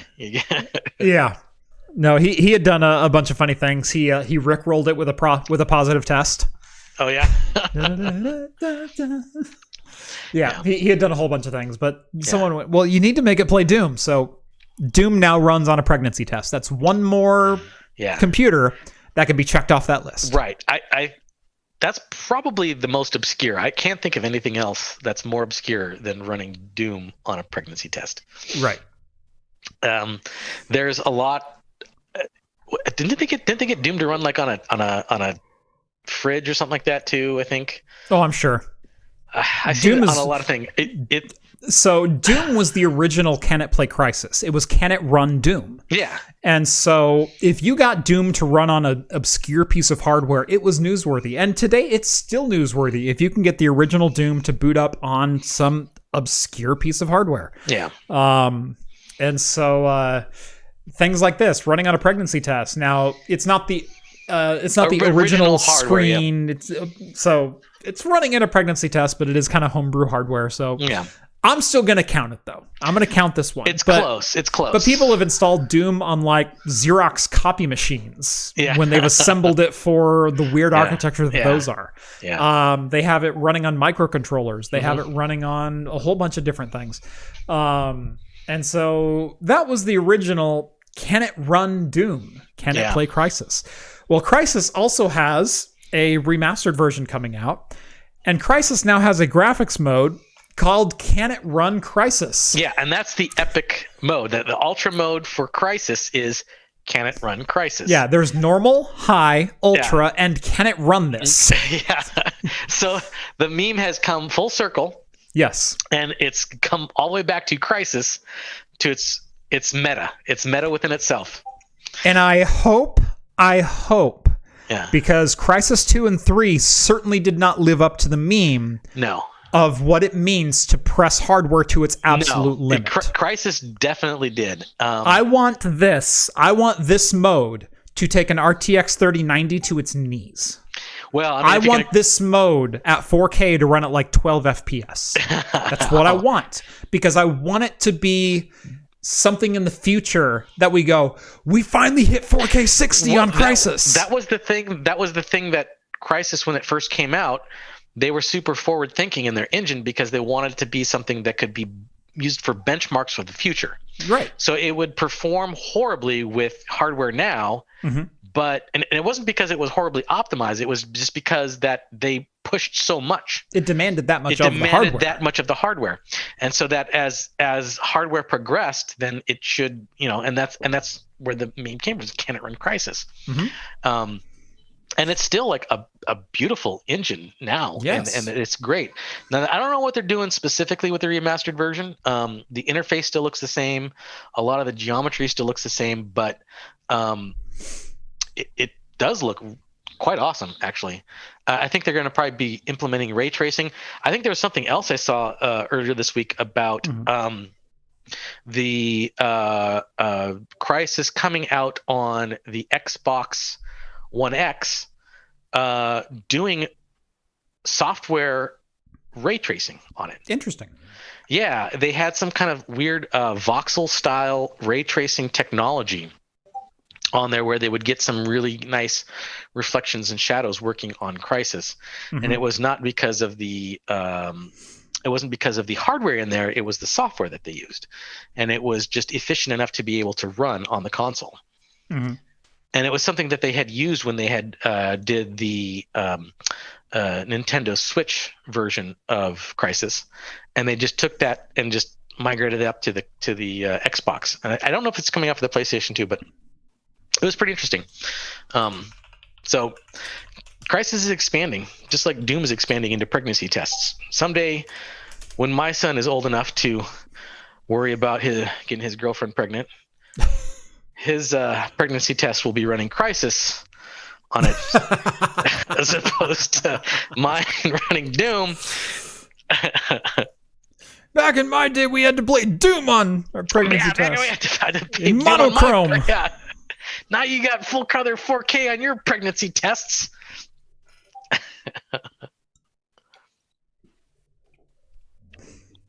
Can you run Crysis on a Pi 4?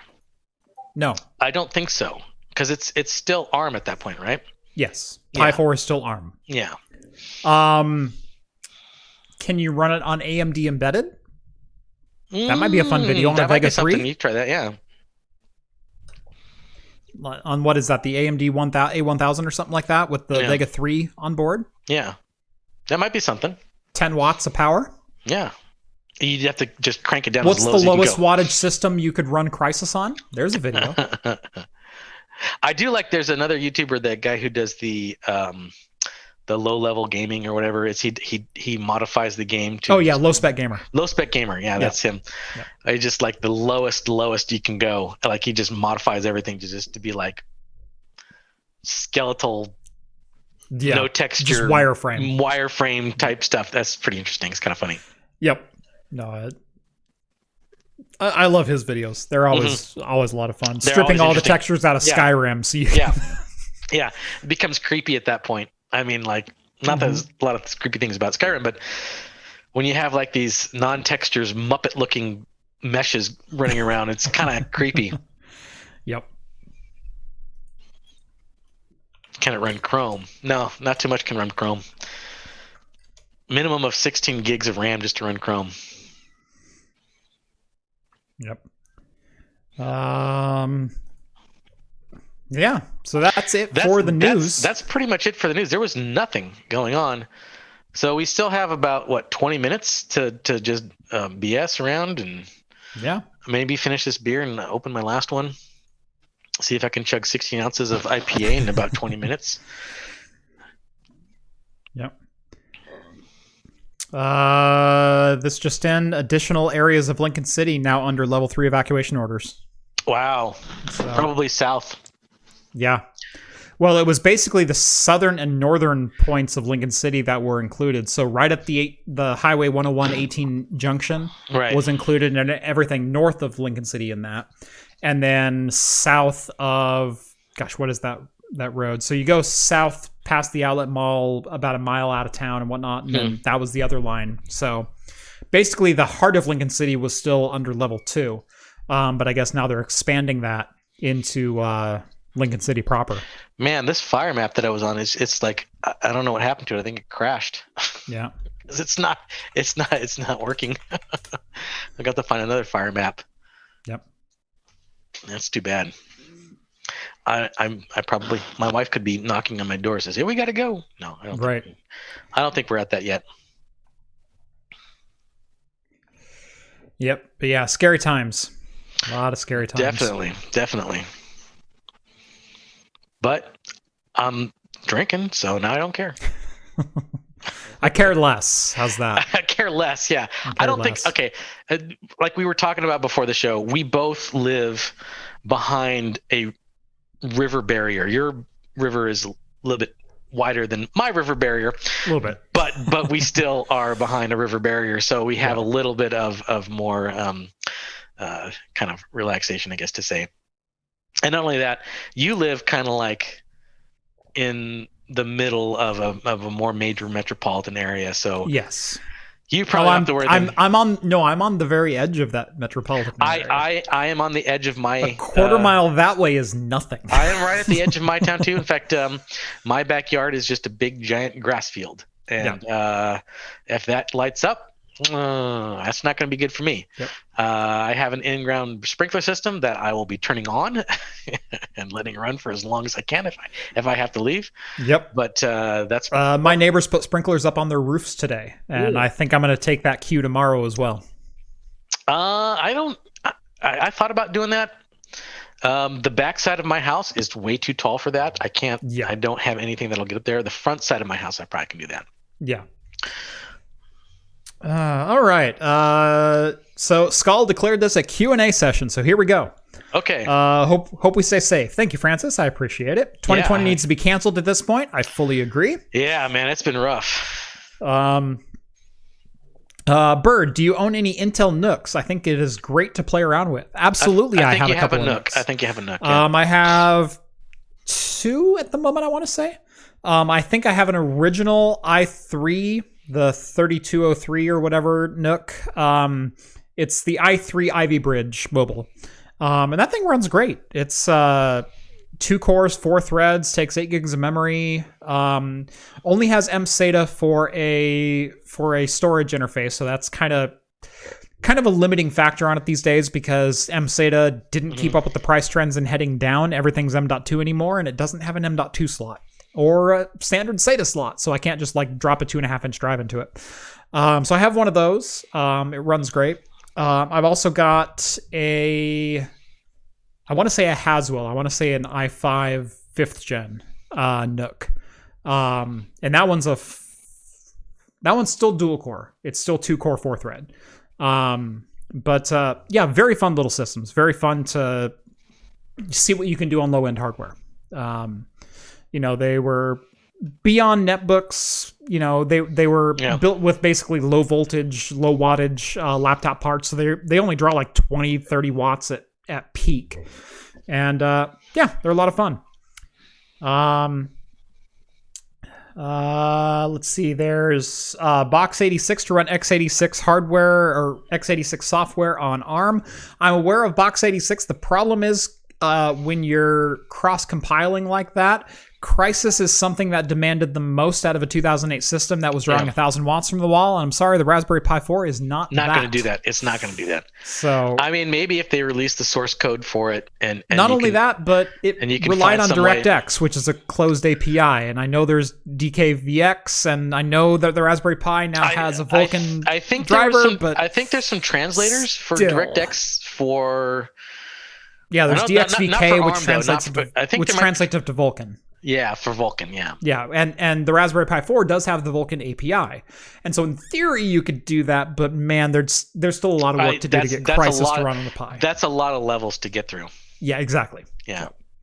What are your plans in case you are ordered to evacuate? Blue Fox, $5 donation.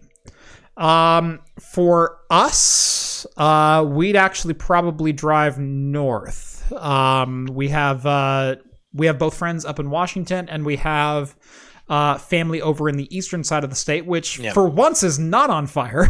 Yeah, I know. So yeah, I don't know. We have several options. We have several options available to us. Yeah, I do have some friends. We have family to the south. We have family to the north. We have family to the east. I have family I have friends that are in the north. I have friends that are in Astoria, which is like the northern part of Oregon, which is not on fire. Actually, Tillamook County has evacuations going on right now from the fire there. They're actually not technically in Astoria. They're on the Washington side, so they have to be across the bay. They're in Nacelle. Gotcha. So we can go there. Yep. And they're right. You have to fires have to cross that giant bay. It's not doing that. So that's an option there too, because they have space. But it's a 2.5 hour drive from here. But you know, we got options. It's fine. I'd probably hit up the friends in Portland actually first, because that's pretty safe right there. What do we have down for the next couple of months of Apocalypse Bingo? Okay. Well, Sharknado is probably out of it. I have Moon splitting in two. No, probably. I'm gonna say because we're kind of due for an earthquake in the Pacific Northwest. Don't go there. I'm talking. Say that out loud. I'm talking realistic here, because we have volcanoes, we have seismic activity. I'm just waiting for Mount Hood to go. Okay, the Mount Hood's probably not going to do it because there's no real seismic activity right now that I know of. Because it was a couple years ago. Well, okay, Mount St. Helens was predicted to blow in the 80s, 1980. Right. Seismologists or volcanologists, whatever, they knew it was going to happen. They saw the bulge coming out. They saw the seismographs. They're like, this is going to happen. We have none of that right now, unless it was like a complete out of the park thing happening, which still could happen, right? It still could happen. This is 2020, right? I woke up Tuesday morning to no sky. Yeah, I have not seen the sky in over 48 hours. Yeah, no. I have not been able to look more than 500 feet up into the air for 48 hours. Yeah, yesterday was very weird because you posted that picture on the Discord. Yeah. And I'm like, wow, man, Jeff's got like the smoke really bad. And I look out my backyard, it's like, this looks great. It looks great out here. But I saw the smoke cover, just like you could see the wave impeding this wave of coming. It was creepy. Yeah. It was so creepy. There was and it just like blotted out the sun. And within a couple hours, the sun was red. It was like Revelations type stuff. So what's even creepier is I overslept my alarm yesterday. And I didn't wake up until 8. I usually wake up at like 6:45 just on my own. And then my alarm goes off at 7 and I'm up. Yeah. But I overslept my alarm yesterday and I didn't wake up until 8 o'clock. And I kind of opened my eyes and whatnot. And I looked towards the window because we have a couple of nice big windows in our bedroom. Mm-hmm. And there's no light in it. And I went, it's still like 5 in the morning. Like there's a little bit of like a glow. And I'm like, okay, so the sun is like thinking about coming up, but it's like 5:30, 5:45 still. Yeah. And so I closed my eyes again, and I opened my eyes back up, and I decided, well, let's see what time it is. You know, I'm not going to go back to sleep if it's like 6:59 or something. Yeah. So I looked at the clock, and it was 7:58, and I went, "What the hell is going on? Why is it still dark?" And all of a sudden, I'm awake because it's like, "What the hell is going on?" And so I got up and looked out the window, and it literally looked like red. Yeah. Like we're talking about the like Mars Red landscape. Faction, yeah, Mars landscape. Red Faction Gorilla, it was red, and it's like, That's a little creepy. Yeah. And it never got any brighter. Yeah. No, I think my wife took a couple of videos, and then I took a couple landscape pictures of where it was literally half of our backyard was smoke, and the other half was blue skies. Yeah. And it was like literally just split down the middle. Yeah. And it was just really weird. And then like about an hour after that, it was just completely smoke. Yep. It was that fast. Like I said, today was slightly brighter, but I still haven't seen. We have less than a mile visibility, and that's been the case since I went to bed Monday night. Yeah. So yeah, we have from our backyard. Like I said, we have a big grasslands back there, but in the far distance is a farm equipment auction yard, which you can see the fences and a little bit of the equipment peeking out in the distance. So that's what we use to gauge it by. It's like if we can still see that, then we know it's clearing up. But if we can't see that, then we know it's getting just really super smoky. So for most of the day, we couldn't see anything but our grass field. And then now, before the sunset and before the stream started, we can see it. So we know it's clearing up a little bit, but not. It's still smoky. It's still yellow out there. Yep. All right. Someone says Civil War. Civil War is going to be hard, and here's why. I don't think so. No. No. Here's why. Here's why Civil War is going to be hard. It's no longer the North versus the South, or the East versus the West. It's all over the place. It's literally this guy versus this guy versus this guy versus this guy. And I mean, how do you separate that? Yeah, and even in the state of Oregon, we have like Portland, which is very left and liberal, and you have like the rest of the state, the rural areas, which is the exact opposite. I live in the state capital, and we've been having Proud Boys demonstrators in downtown lately. If we had a civil, it wouldn't be North and the South. It would be every state would fracture basically at that point. Right. So I don't think anything like a traditional civil war would happen. Right. Not anything like that. Just geographically, geographically, it just wouldn't. Right. You would have too much infighting or something. It would be like everybody fighting at once. It would be like a giant bar brawl all at once. It's not Civil War. This is what we call melee. Yeah, okay. If we had like a giant bar brawl all at once. Civil melee. A giant bar brawl all at once. I'm trademarking kind of funny. I want it in the history books that I came up with that. A civil melee. Yeah, civil melee. Yeah. Well, we just bring back duels. Bring back dueling. Mount Hood, no activity. Mount Hood, hold my beer. Yeah, that could happen. I'm not discounting it this year. Yeah. Let's see. What else do we got? Don't forget the murder hornets are still on the way. You know, that was a story, and then they kind of died out. Yeah. I think we worried more about other things. Okay, I saw. I don't know. It didn't go very viral, but it went viral enough. There was some guy. I don't know. He was mad at somebody, mad at something, and he literally took a hornet's nest that was in his house, trailer park, whatever, grabbed it in his bare hands and shoved it in his mouth and chewed on it, and then spat it out. Did you see that? No. I thought that was like a response to murder hornets, to be quite honest, but I didn't know what it was. It was insanity. Who knows? I don't know, but look that up. That was crazy. Portland is a riot looking for an excuse. I'll counter this with the actual numbers, and that 2% of Portland protests have turned violent. 2%. Hey, I'm the one with the green X79 Mobo. Nice. You're the one on Twitter. Yeah. Awesome. Yeah, I literally have 3 of those motherboards in on the way. So for various projects. So stay tuned if you like that. Meth plague squirrels. There's a good one. There we go. There's one I didn't have on my bingo card. That seems like a free space at this point. It's a plausibility. Yeah, it's the bingo space.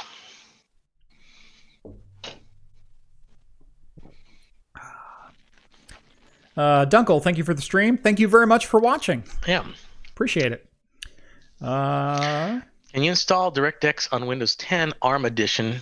If so, that would open stuff up.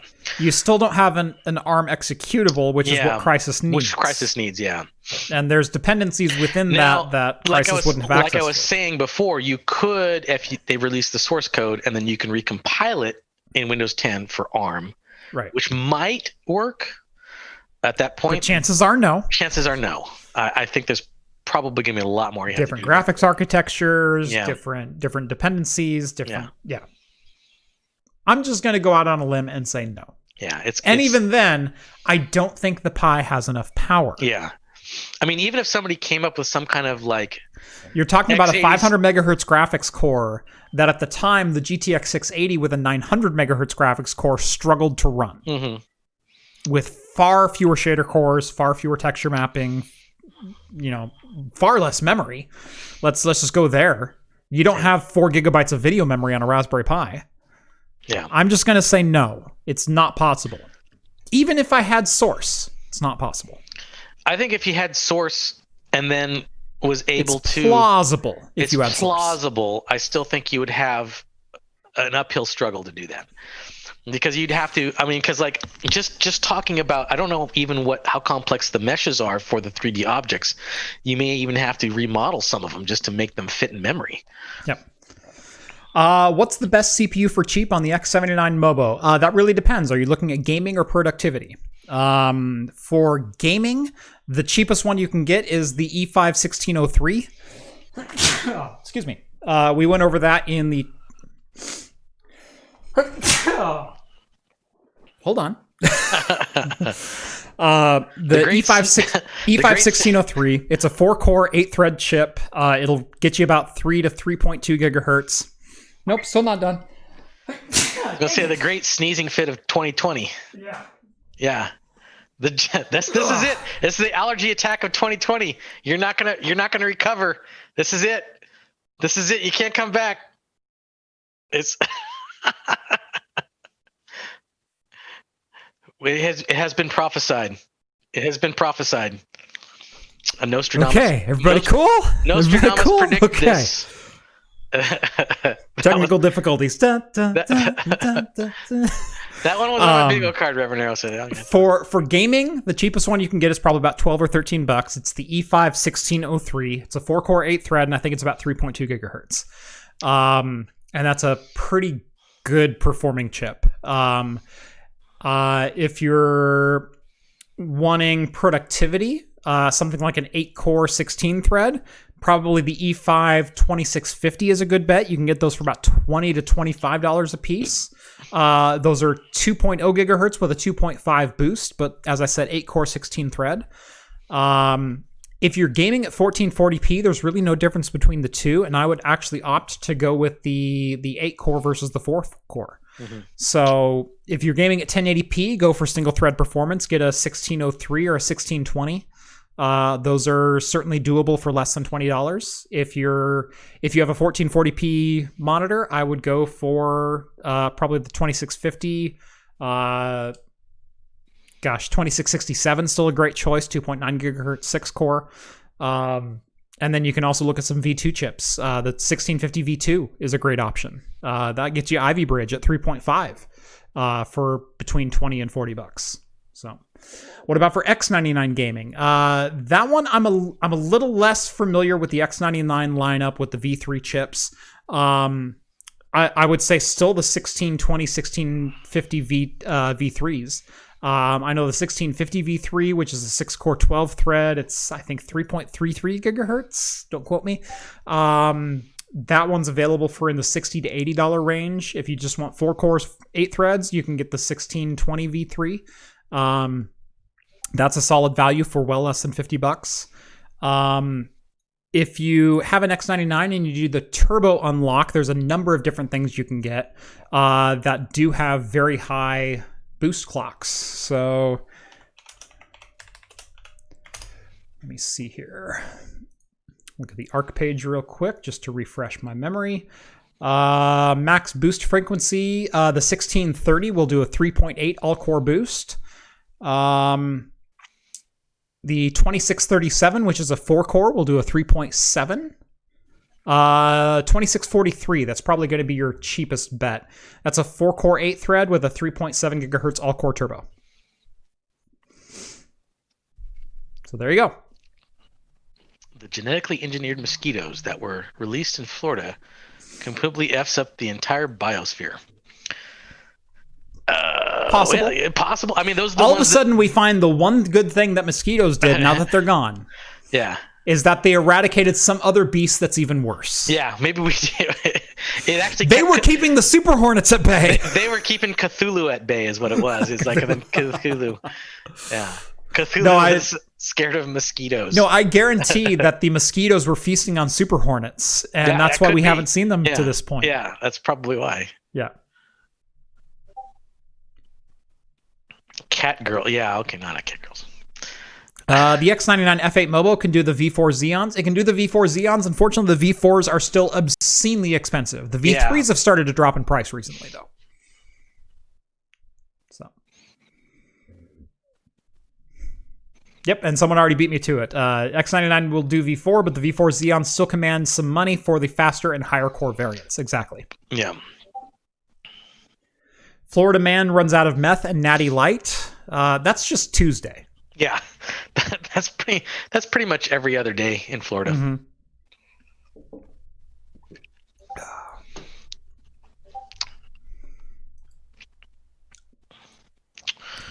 What else? Well,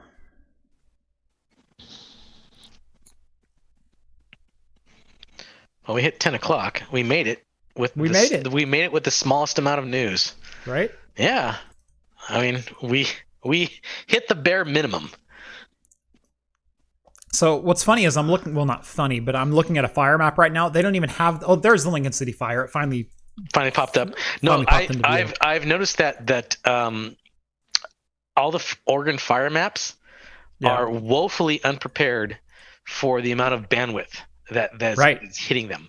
Especially, it took me a full minute to load this page. Which I've been seeing because I think it might be a combination of the sheer amount of data that has to be throughput.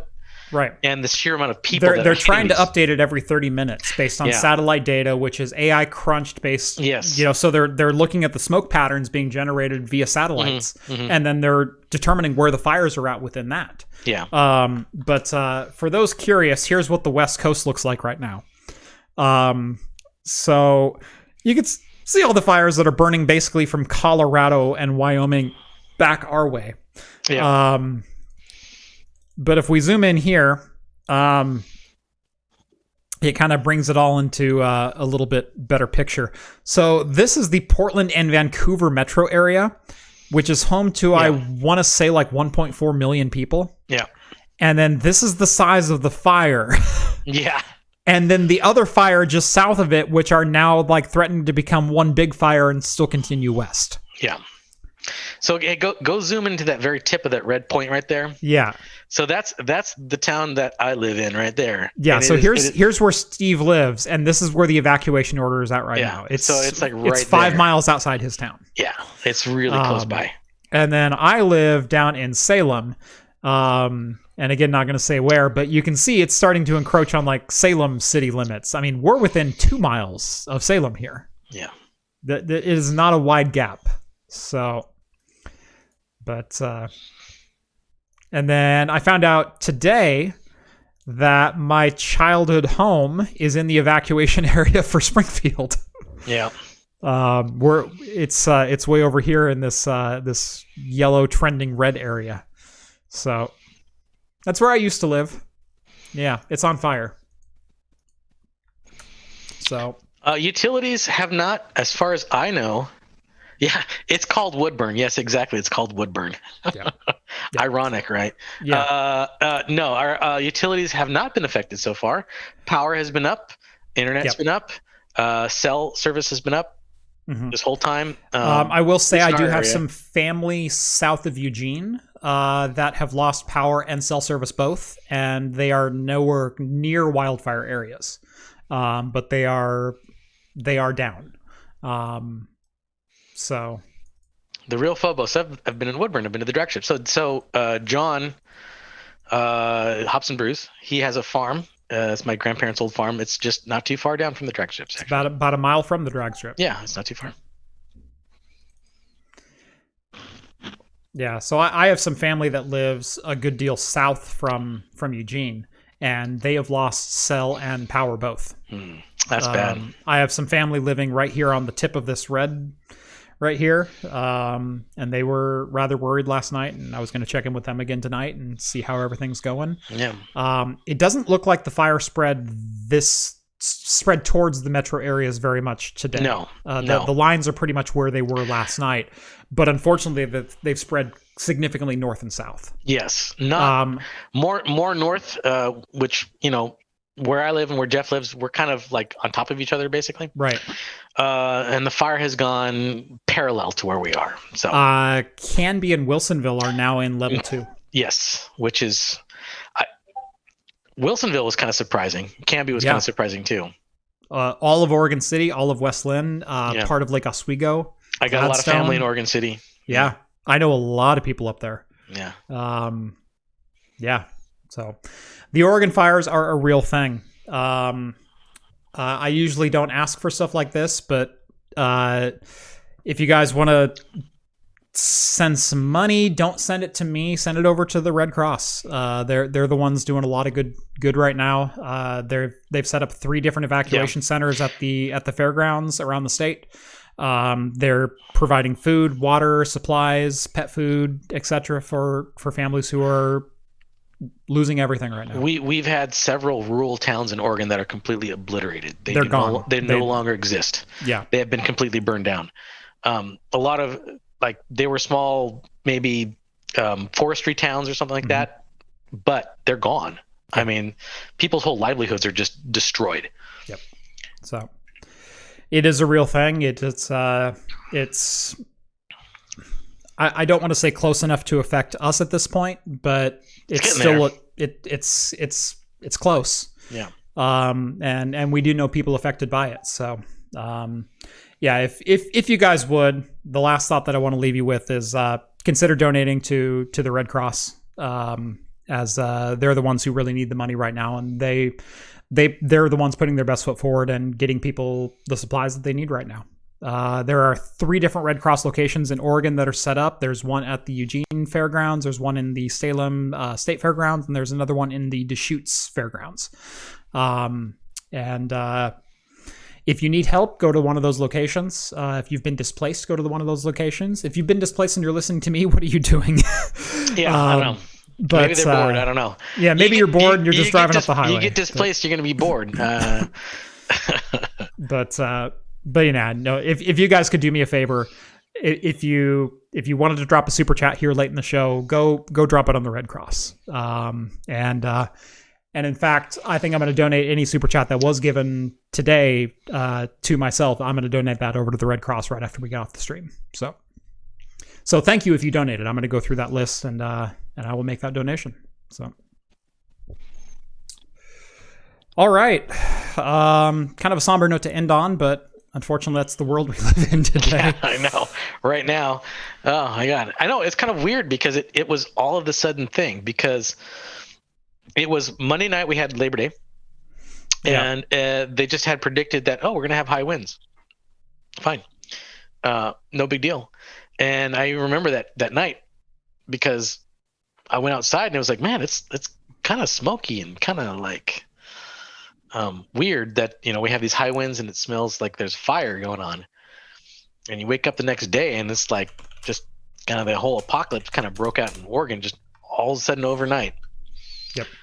So, yeah, that's weird. Yeah, this is literally all started since Saturday and really since like Tuesday morning. Yeah. There were a couple fires going early Tuesday that were like 10,000 acres. They weren't contained at all. They were 0% containment, but they were not abnormal and they weren't near populated areas. And all of a sudden we've gone from 10,000 acres on Saturday to 650,000 acres on Wednesday. It was literally the perfect storm. We had high winds, dry, low humidity, hot temperatures, and I think we had a previous lightning storm maybe had gone through in certain places. I know one fire was caused by a transformer explosion. There was one that was a transformer. There was one that was suspected to be a malfunctioning car or something like that driving down the highway because there were a bunch of highway fires lit.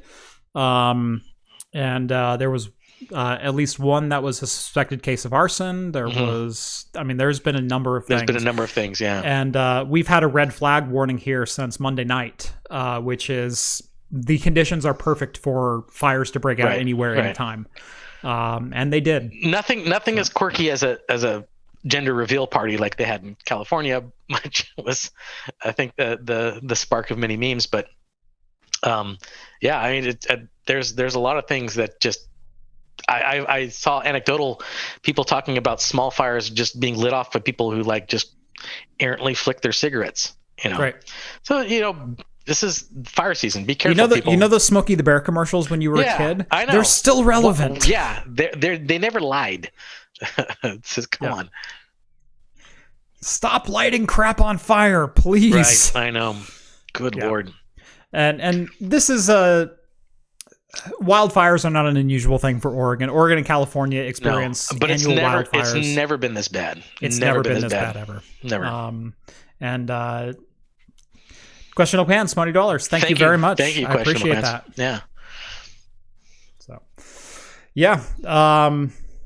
Anyway, thank you guys so much for joining us for episode 149 here on Talking Heads. Hopefully we're able to join you next week. Hey. Yeah, we're all here. If we're all here, yeah, we'll see what happens. If not, we'll be the crispy versions of ourselves. Yes. Yeah, we'll see. Anyway, if you like this stream, make sure to click that thumbs up button. If you're listening to us on Anchor FM, give this stream a like or a favorite or whatever have you to help my popularity over there. If you haven't already subscribed to Craft Computing, do that by clicking the subscribe button down below. Leave a comment. Let me know what you liked about the stream, what you didn't like about the stream, what beer you're drinking during the stream. I do enjoy reading all of those. Yeah. If you are not aware, we do an after party in my Discord, and the only way to get access to that is by joining the Patreon. Link is down in the video description below. You'll get exclusive access to the Discord server, and in about 10 minutes time, at least me, possibly Steve, is going to jump over there on live video chat, and you can directly ask us questions face to face. I'll be there. It might take me 20 minutes to pee, though.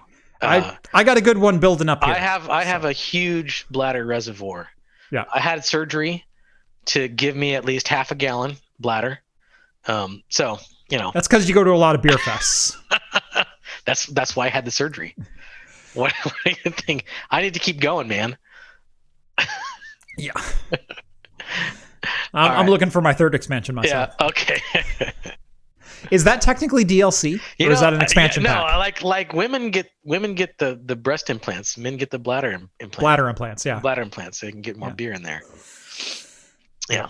Anyway, thank you guys so much for watching. I do appreciate it. Go donate to the Red Cross. Please do that. Because there's a lot of people in need, both in Oregon and in California. I'm not going to leave California or even Washington out of this as much as I dislike those people.